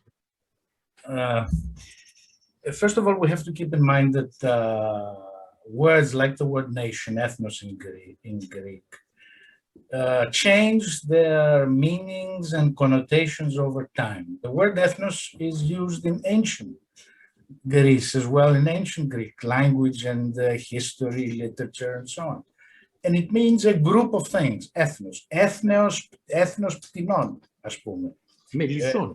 They use it in that. It means kind. It means kind. A kind of similar things that share certain common properties. So it is possible that the word was in use in the 17th and the 16th, not very frequently. However, the idea of the nation as a self-governing political entity, a community of free citizens who, by participating in the political process, determine the destiny of their community. This idea is indeed the explosive message of the French Revolution. And the Greeks receive it, they appropriate it through Korais. They, as I said in my presentation, they connected with the values of ancient Greece that the correspondent of Milton was, or Milton himself was talking about. So the Greek nation, the free self-governing community of citizens governed by law and so on, the Korais is talking about, has in the Greek case, and that was the distinct characteristic which was so precious to the Greeks, and it created the Philhellenic movement in Europe because it appealed to these classically minded people throughout Europe. This Greek version of the idea of the nation, of the free nation, of political liberty, has a very important reference to classical antiquity. This is the thing, this is the distinct thing in the Greek case. So you may find uses of the word nation before. You can find uses of the word the Greek nation, even that. Even at the end of the medieval period, during the Empire of Nicaea, for example, after the Frankish conquest and so on. So you may find instances like that, but the fully fledged consciousness that we, the Greeks, are a community that shares certain common values, and we want to reassert our unified identity to the people of Europe, okay, who also revere classical antiquity. This idea is indeed something explosive, something significant intellectually that comes at the end of the 18th century. This is all I'm saying. Not that the Greek people did not exist, not that they didn't have common characteristics. Religion has been alluded to. The language has also been alluded to, and I would like to agree with Professor Giannakidou, what she said before, that to the extent that there was a lingua franca in the Balkans, in the 17th, 18th, 19th century, that was the Greek language, in terms of commerce, in terms of religion, and in terms of intellectual discourse, even nationalistic discourse. In other words, the nationalistic literature of other Balkan peoples, like the Romanians, the Bulgarians, it was initially written in Greek. Even Ali Pasha, as was mentioned a moment ago, spoke Greek, wrote Greek, appealed to Greek traditions and Greek history. For example, Ali Pasha says in 1820, when he revolts against Mahmud, he says, all of us, referring to the Greeks and the Albanians, are the descendants of Bouros. Bouros is King Pyrrhus of Epirus. So he identifies a common, a classical ancestor from which both the Illyrian and the Greek nation descend. And in that sense, he puts them together for his own purposes at that point and so on, to fight central Ottoman government and so on. Professor Veremis, you wanted to say something too? Yes, I'll just add that there were always rallying points for uprisings to occur. Religion, of course, played a major role initially, and Dionysius Kithinos uses the term genos before the 18th century as opposed to ethnos. Yes. He says to genos, ton Ελλήνων, to genos, ton piston κτλ. The Greeks would invariably, especially the less educated, would call themselves for many years Romans, Romni. By this they meant Orthodox Christian Romans. The difference between the West and the East was very pronounced, especially at the last years of Byzantium or the Paleologos, let's say, family. There was Plithon Gemistos who wrote to Konstantinos Paleologos and told him, "You are the king of the Greeks, είσαι βασιλιάς των Ελλήνων," and so forth. But then Plithon, of course, had his own mindset. He was very much attached to Plato and to ancient Greece. So the Hellenization of the Greeks occurs slowly, and the ethnos becomes, as Pericles very rightly pointed out, has a final meaning, which is that of the French Revolution. And that is really what catches up in the Greek War of Independence. But it's such a complicated thing to describe the identity and the self-description of people of the time. The interesting thing is that the foreigners, the Italians, always called the Greeks Greci. Of course, Grekos is also a Greek word. Grekos is one of the descendants of the ancient Greek Noah after the Deuskalion. Very good, Deuskalion. He was a descendant of Deuskalion as well. So he's a Greek name as well. But why do the Italians use Greci so often? Perhaps to remind the Greeks, the Romus or Romans or whatever, that they were in fact on the wrong side of the article of faith. They never really agreed with that filioque. The Greeks never agreed with the filioque clause, and therefore the Italians paid them back by calling them Greeks, maybe ancient Greeks, Greci, who knows what they had in mind. Pagans, who knows? There's always much in language which passes unnoticed, especially when it's gone and finished. When the innuendo is finished. I want to continue because we have some questions that we need to look at. We can easily come back to that if we have time, because it's a very fascinating issue. The next question is more economically minded. To what extent the Greek ship-owning trading class supported the loans from British banks as a way to further secure their own business interests? Maybe Professor Pincus would like to handle that if... Yeah, I mean, look, I can tell you what I know, but I think that this is a really good question for further research. So what I know is, first of all, at some level, yes. That is to say, given the choice in the 1820s, having thrown in their lot, supporting, you know, the initial revolutionary movement in the 1820s, which, you know, as we saw, was sort of largely defeated by 1826. They felt that their future economic livelihood absolutely depended on Greek independence. So in that sense, yes, they supported the loans, and they show up again. I've only looked at the Barings Bank archives. One, to really fully answer this question, one should also look at the Rothschild Bank archives, because they were the ones who underwrote the later French loan, the second set of loans. Nevertheless, I think that they were much more supportive of the more, let's call it, radical constitution of 1827, at least, than the more conservative reformist program initiated by Kapodistrias. So I think, I mean, the merchants wanted, and the reason why is because the merchants felt that the broader participation in the politics and the polity that was possible meant for the greatest flow of information. But given the choice, which was the choice they were left with in the 1820s, was support Greek independence or not, they were absolutely in favor of independence, which is why their names appear, why a number of their names appear on the rolls of the supporting the Barings Bank loan. And it should be said that those names might underestimate. I mean, I just sort of did, you know, an eyeball test for Greek names, but there were lots of people, lots of Greek merchants who worked in the Ottoman Empire whose names were, shall we say, de-Hellenized.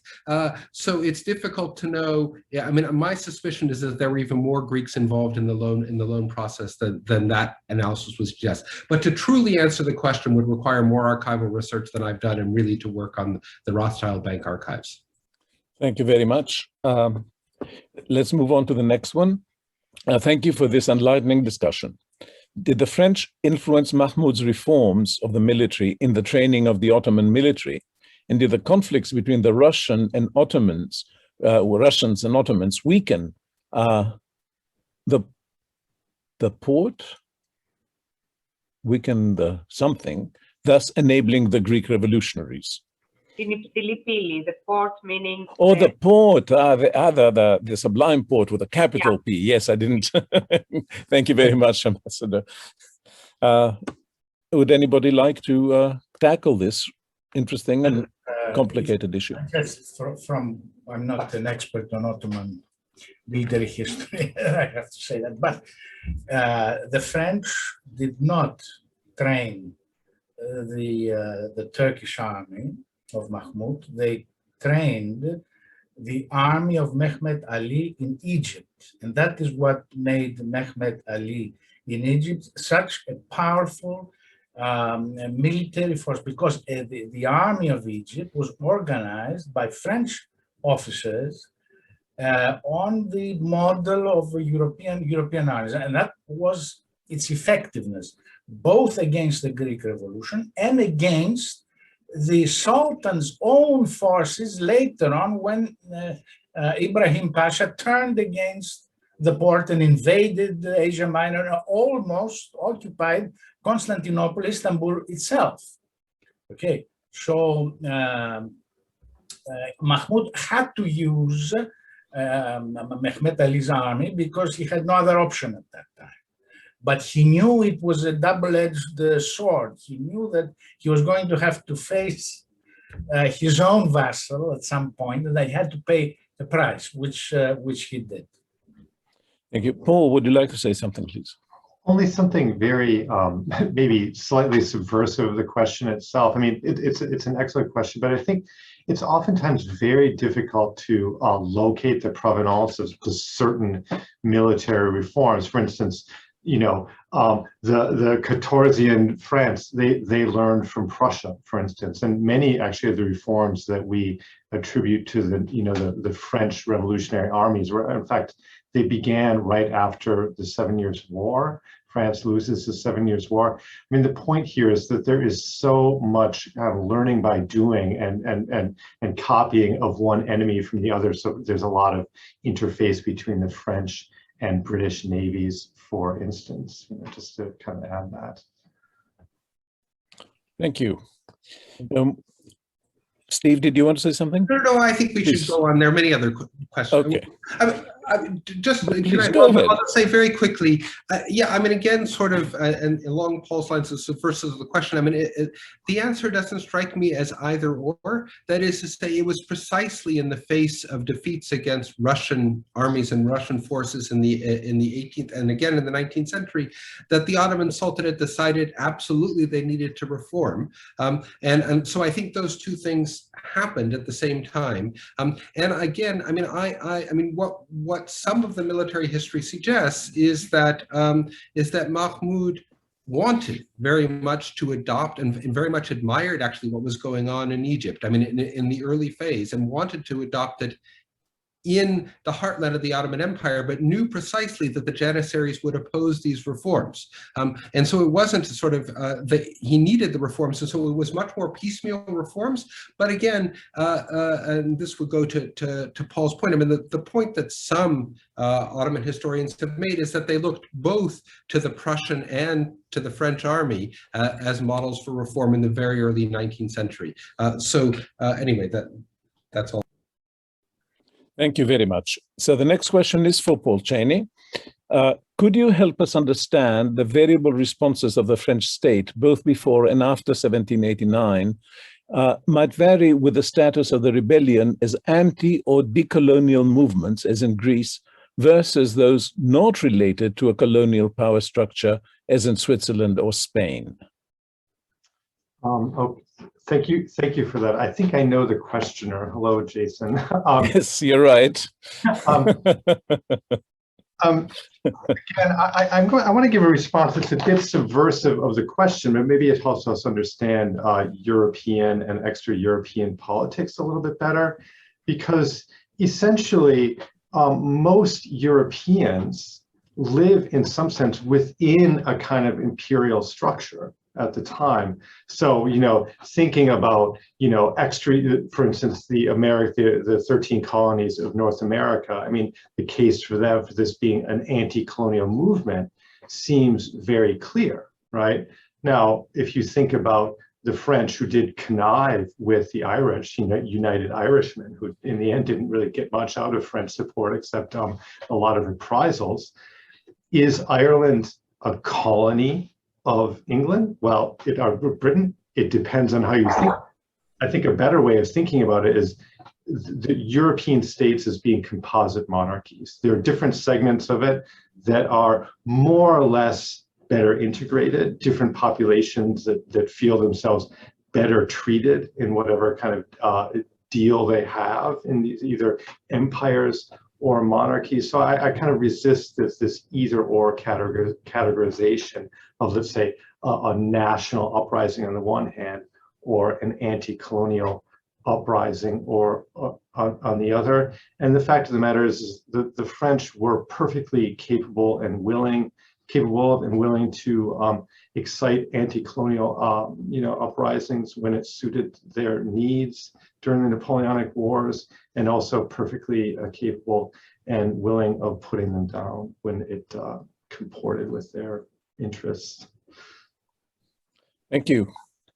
Yes. May I add just a little bit, building on something that Professor Cheney said elsewhere.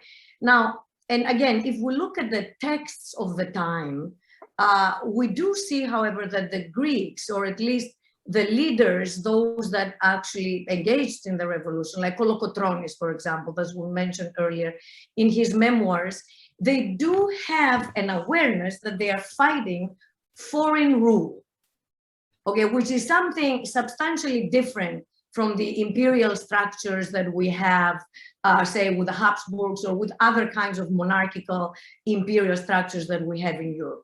Even in the case of the American Revolution, I would dare to say, there was a sense in which, it wasn't foreign. It was a war of independence, but it wasn't foreign in the sense that they were from a different nation. I think with the Greeks, it was a clear sense. Kolokotronis says our struggle was fighting ethnos me allon ethnos. There was an awareness that there was a nation against another nation. Professor Cheney mentioned the Haiti earlier. It is no accident that the Haitians also fight an anti-colonial struggle against foreign rule. So I was wondering, if we actually look at those frames and then look at what is happening within the Ottoman Empire and the Greeks, along with other types of revolutions at the time. It wasn't just the Greeks, it was also the Serbs and others that followed. There is this element that the rule is a rule that is not, that it is external or foreign, and it does beg for a parallel to colonial rule.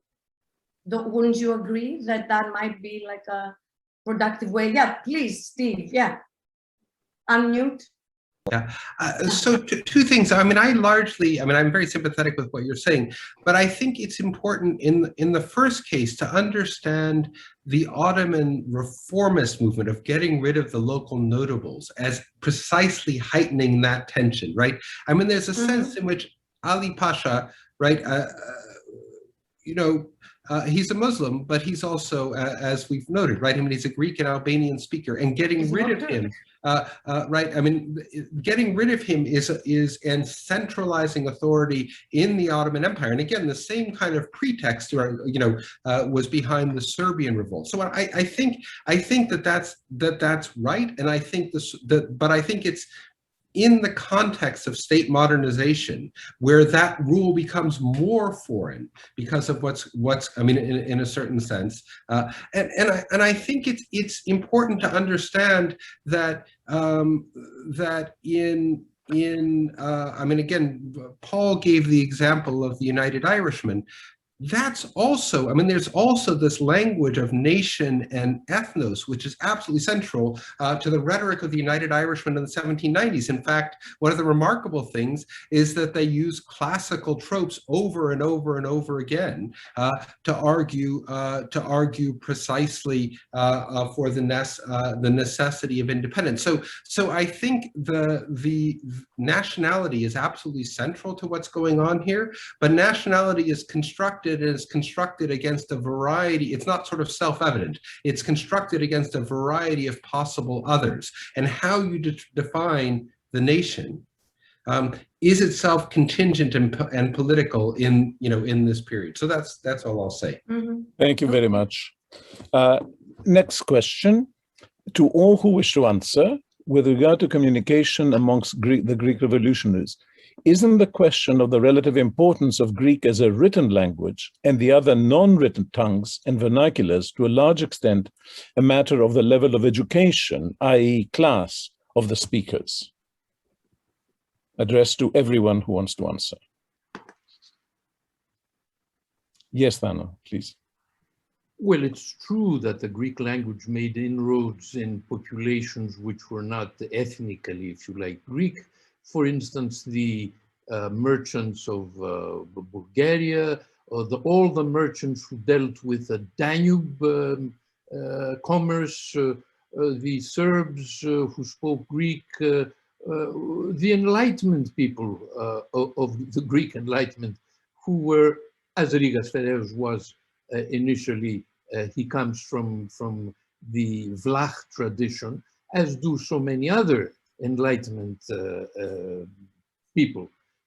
So yes, definitely education makes a difference. Educated people are mostly Greek speaking, but we should not forget the role of the church in spreading the Greek language in the lower classes.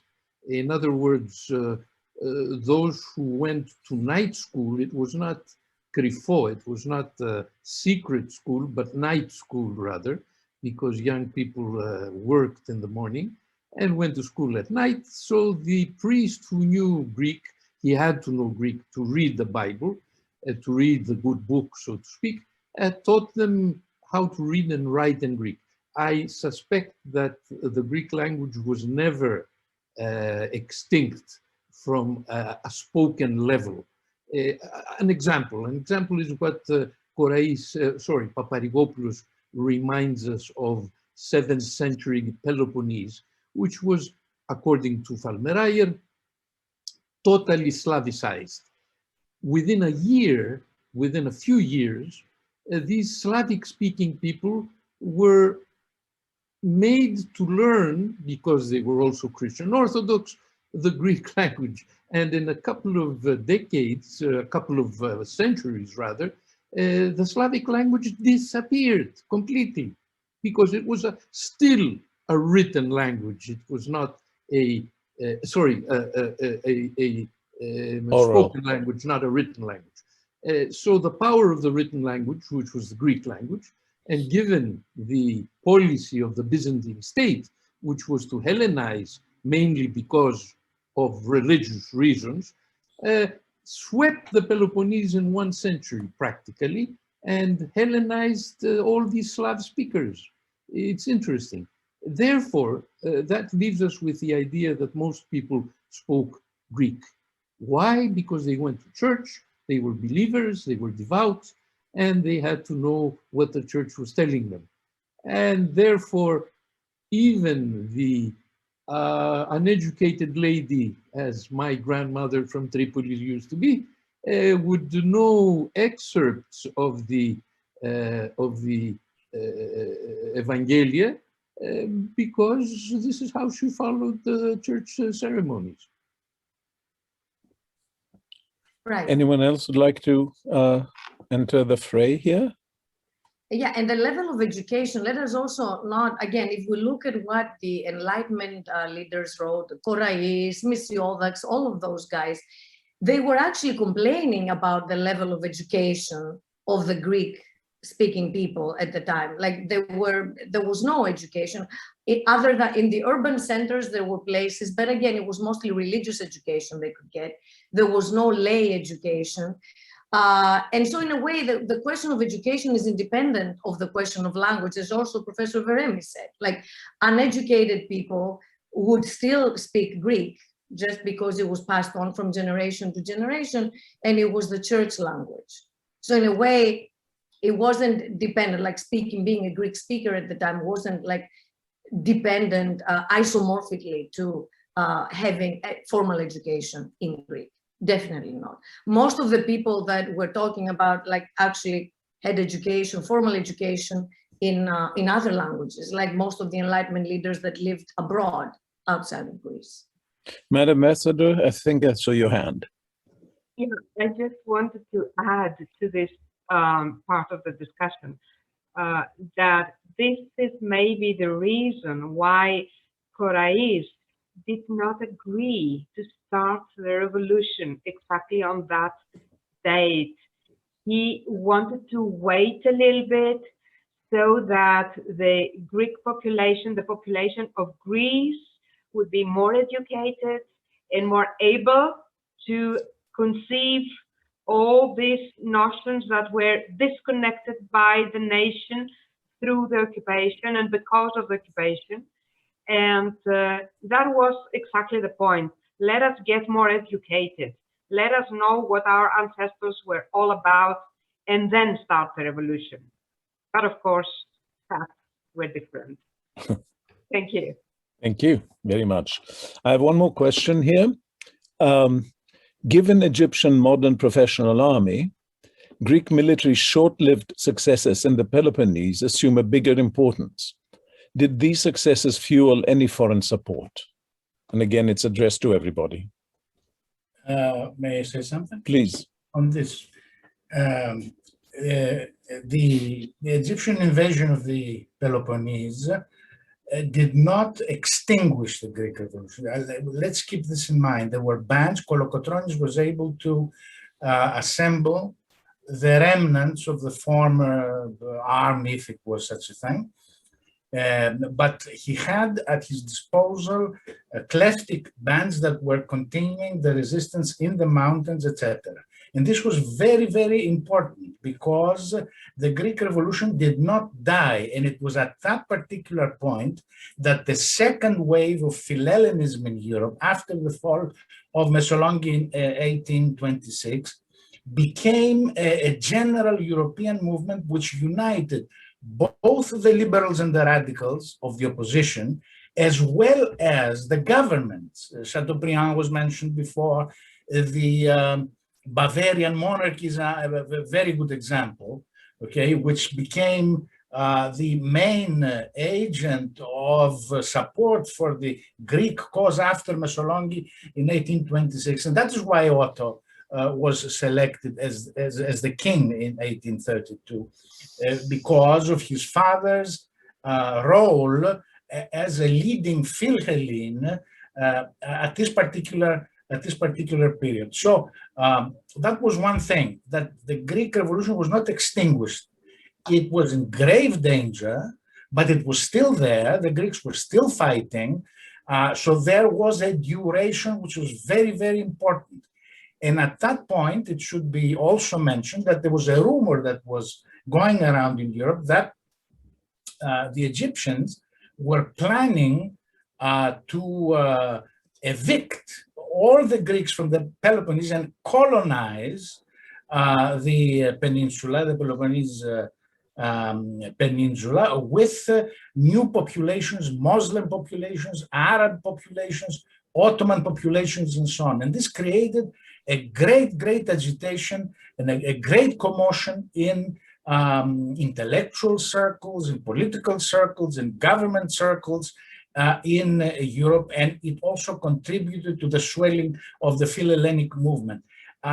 We are not sure whether this rumor was actually true or invented, whether actually the Egyptians or the Turks were planning such a thing. But it was a very important element in the national propaganda, so to speak, in order to mobilize this extremely important support in Europe, which resulted in Navarino, resulted in the Paris Protocol of 1826 and so on, which basically recognized the right of the Greeks to autonomy, not independence right away, but autonomy.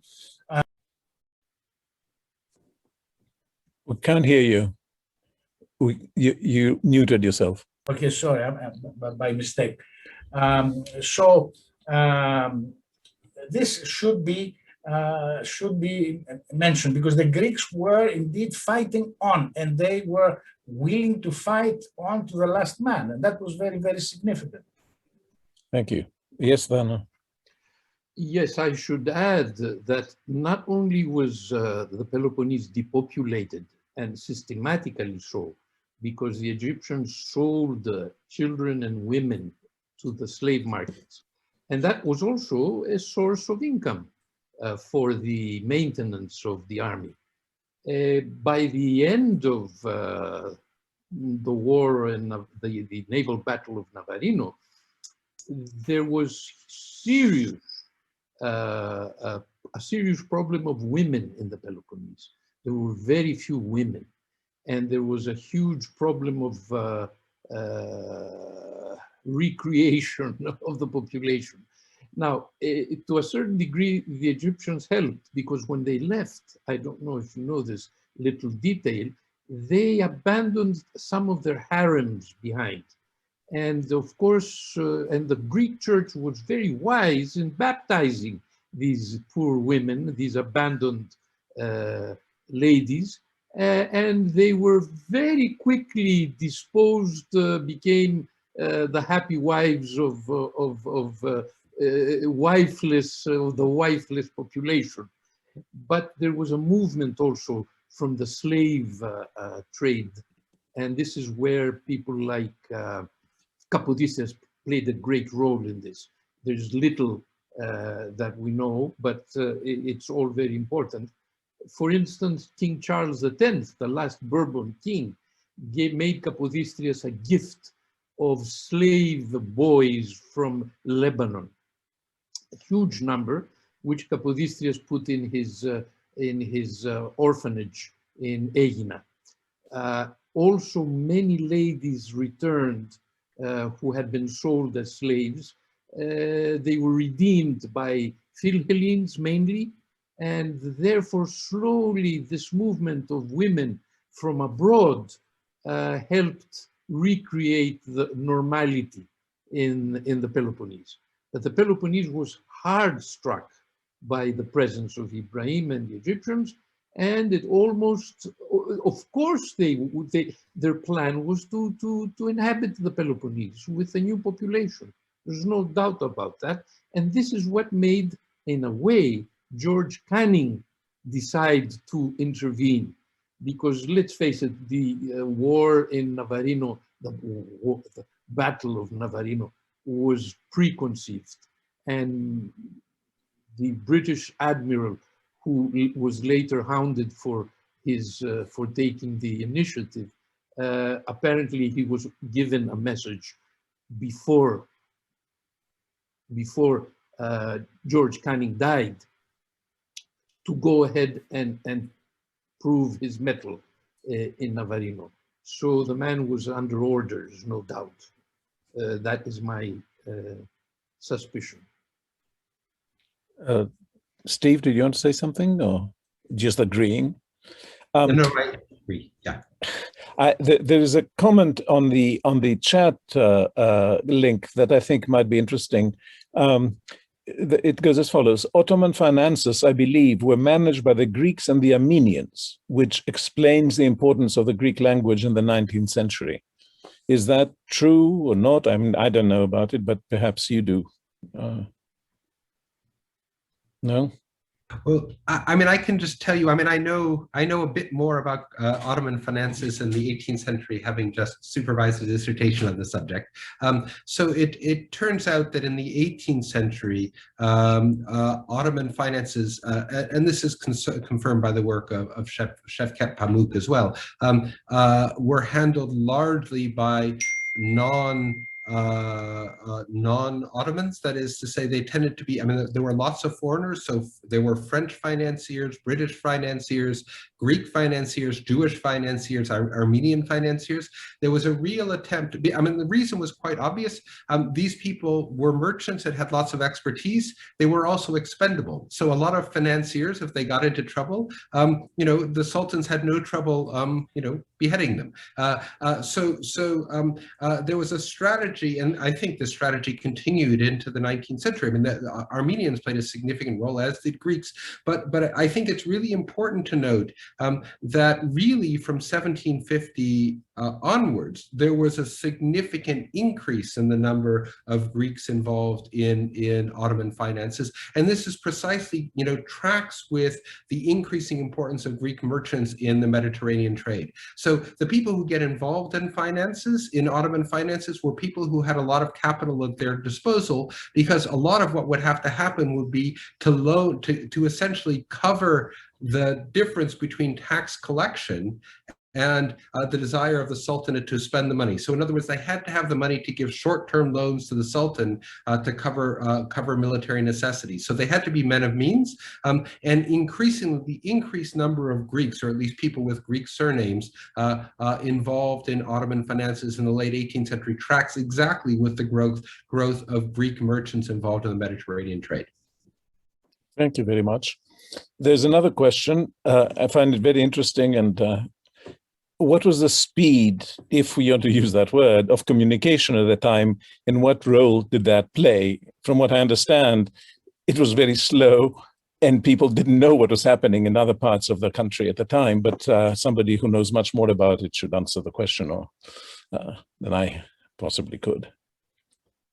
Well, a very funny thing.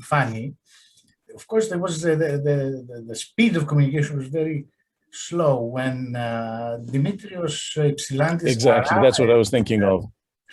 Arrived in the Peloponnese, saying, "I am the emissary of my brother, who is the leader of the revolution, the leader of the new Greece, and so on, and all of you should bow to my wishes." That it didn't say it in so many words, but this is what he meant. His brother had been defeated. I mean, and he didn't know that. So the authority which he claimed for himself did not really exist. Initially, they thought indeed that he was the representative of a functioning army in the principalities, Danubian principalities and so on. When they found out that he wasn't, and that his brother had been defeated and his army dispersed and so on, he lost his authority and he became just a part of the civil war landscape, all these small groups fighting among themselves and so on. So indeed, the speed of communication played a very great role. You didn't know what was the fate, let's say, of the revolution in Crete for a very long time. That was very far away. Or in Macedonia, before, let's say, the news arrived from there, you had to make decisions that assumed other things compared to those that were actually happening on the ground. So there was a real issue about not knowing what was going on. Yeah, absolutely. I wonder if I could ask a short and rather naive question of Steve. In your presentation, you said that the attempt to modernize on the part of the Ottoman Empire created a vacuum in the provinces. And I think I understood what you meant when you answered later when you were discussing with Professor Yanakidi, when you said that Ali Pasha was removed and there was no one in his place, so to speak. Is that part of what the problem was, that the notables, you said that notables were removed. Is that they actually were removed, the people who were running the place, and did not replace them? Or did they replace them with the wrong people? Was it a mistake, in other words, in the policy, or is it essential to the policy?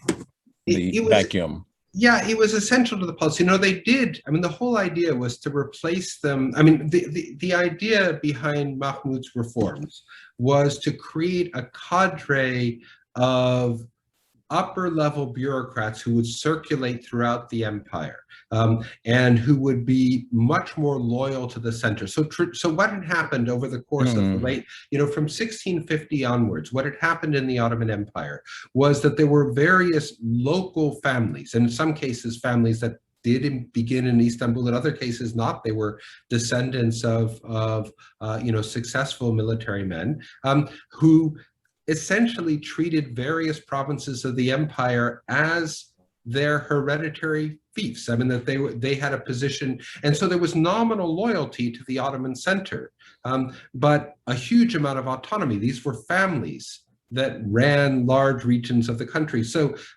so what ended up happening, and what, you know, what happened with Ali Pasha was typical of what happened to many of these other notables, is that eventually the Ottomans sent the Ottoman army to remove these people, and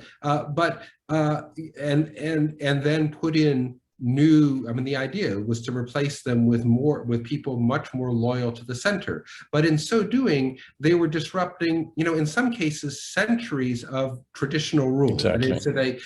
And so it created a temporary vacuum. I mean, much like any time one tries to innovate or to create a new kind of governmental authority, you know, frequently we think about in the 20th and 21st centuries, we try to create, you know, regimes which are less corrupt, and the long term or the medium term solution might end up leading to more efficient governance. But in the moment of transition, you go from an older way of doing things, which relied on local connections, local deals, et cetera, with something else. And in the process, there's a huge amount of dislocation. So at the moment of transition, you create a huge amount of instability. Yeah. Thank you very much. It's very interesting. Thano, and then we have one more question. Yeah. Yes, well, I wanted to point out that difficult times, and war, of course, is certainly a difficult time. There is a kind of natural form of meritocracy that works. Mind you that Ali Pasha was not easily replaced, but his pursuers were. The Sultan started with a fellow called Paso Bey, who fell out of favor in mid-war and replaced by a very capable man called Khurshid Pasas. Khurshid, yeah, I remember. Khurshid was the chief of the Peloponnese, was the Moravalesis, who put down the Ali Pasha's revolt and killed him off. Of course, soon he was made to commit suicide because he had stolen the riches of Ali Pasha, and the Sultan got wind of it and sent his executioner, and so he committed suicide before he was executed. But this idea of a meritocracy that works in difficult times is also true for the Greek War of Independence. You find people of no connections at all. Karaiskakis is such an example, a bastard who had no one to support him, and he turns out to be, by the end of the war, the strongest armatolos in Western Rumeli. Very strong. He commanded all the Agrafa territory, that took some doing. So you have people like that, Kolokotronis, Karaiskakis, Miaoulis, who come out of nowhere in the War of Independence as the bright stars of the war. Marcos Botsaris and so many others. These are capable people. They're smart. They know how to move and how to act. So we have a natural form of meritocracy during difficult times. That rises to fill the vacuum in a way that Steve was talking about. Is that the idea? Yeah, I see. Okay. All right, there's one more question here. Was there ever a possibility of the United Balkan States? Now, that's the problem of the Balkans. I give it to you, gentlemen. That's a later story. That comes much later. The idea of uniting the Balkans is really a phenomenon of the 1930s. the 1930s when Metaxas begins, the rise of Metaxas, and some of the other Balkan peoples see the profit of closing ranks and making the Balkans a united kind of system. But that never really succeeded, especially after World War II, when the Balkans were divided into communist and non-communist Balkans, and so forth and so on. Alexander Papanastasiou was very much taken by this project That idea. of United Balkans. So that's not really, Pericles. Well, as I said in my presentation, that was the ideal of Rigas Piraeus. This was his great motivating vision, but it was a vision. It could not be realized on the ground.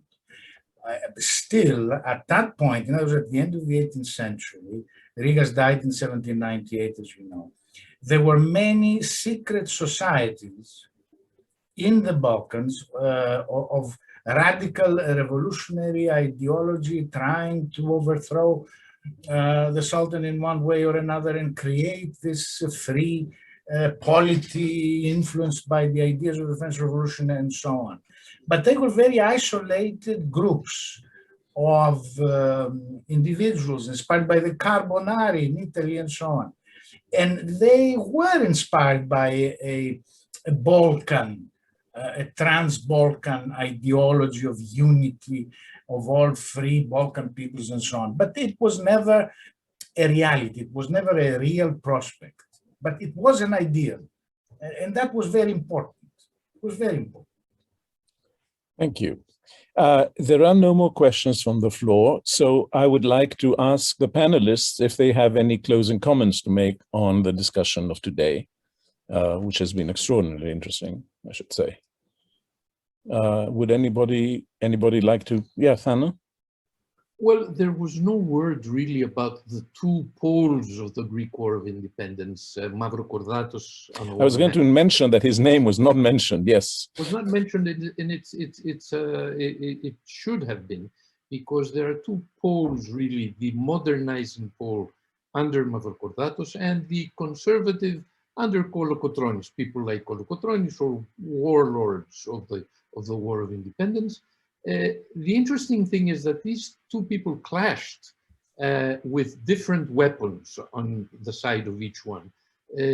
Mavrokordatos used the constitutional weapons to play his role, to have his voice heard in the War of Independence, and he succeeded in that. He did not succeed, of course, in creating a workable constitution, because his constitution led to the civil war later on. But the interesting part, again, is that the conservative Kolokotronis, the uneducated individual who, however, has the wisdom of the herd and the peoples, he comes up with the third Trizina, the third Assembly. The third assembly, which gives much more power to the executive branch, and Kapodistrias is made governor, not governor, president of Greece. Kyvernitis is another way of saying president, or Πρωθυπουργός and president. So here we are with Kapodistrias playing the ultimate role in Trizina through his down-to-earth wisdom, brings in Kapodistrias and backs him up until the very end. And here we have a conservative again, helping another conservative, much more educated and enlightened, but nevertheless a conservative, two conservatives who are given to nation building. And we have a nation state, a national state or a nation state at last that emerges out of all this, and an independent one, thanks to George Canning in a way. So two things. One, the clash between conservatives and modernizers, which we should not forget, both played a role, and a positive role. And the clash between conservative Russians and who would like to see Greece as an autonomous state under Russian tutelage, and liberal Brits under George Canning. I should remind the public, if they don't know, that his predecessor, Castlereagh, cut his throat at some point. He suffered from, I think, all kinds of problems. And George Canning comes in with his idea that Greece should become an independent state and therefore very much under British patronage, which did materialize after all. Well, I think the discussion has been much too rich for me to even try to summarize or give a kind of consensus opinion. I think what we have shown in this discussion is how many different factors actually functioned in the preparation for, the actual performance of, and the aftermath of the War of Independence. Factors that have to do with culture, with language, with ideology, with philosophy in particular, with politics, with finance, with economics, with structural changes in the countries where the events are occurring, and much else besides. I am extremely grateful to you for illuminating this very complex subject, and by being able in a very short time to provide a tremendous amount, not only of information, but also of analysis and interpretation. Before we close completely, I would like to express my own thanks to the University of Chicago and the program in Hellenic Studies, represented here by Professor Yanakidi and Mr. Katsikas, and of course to the consulate, the Greek consulate in Chicago, which undertook the main work for organizing and administering this extraordinary panel discussion. So thank you very much. I would like to close by giving the floor back to Ambassador Nemaki to close the session. And once again, my own personal thanks to everyone involved. Madam Ambassador. Thank you, Professor Nehamas. It has been such an extraordinary discussion today. Really, I thought I knew a few things about the revolution, and today I learned so much more. I have to thank you all for being here with us today. I have to thank once again the University of Chicago, Anastasia and Mr. Katsikas.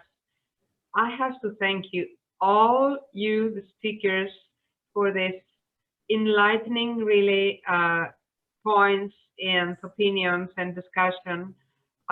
Thank you, Professor Veremis. Thank you, Professor Valianos. Thank you, Professor Pinkus and Professor Kenny. I am thrilled, really, with this discussion. And really thank you, Professor Nehamas, for conducting this discussion in such a I had the easiest role. Genuine way. Thank you all so very much. And thank you very much to the audience. Indeed. For following this length discussion. It took us 2.5 hours full, but I think we couldn't move from our chairs. It was also interesting. It was also fascinating. And I'm sure that the audience shared this fascination today. So I thank you all once again. And I look forward to seeing you again soon. Thank you. Thank you very much. Goodbye, everybody, and thank you again. Yeah. Bye. To our listeners. See you sometime. Thank you all for your patience. Yep.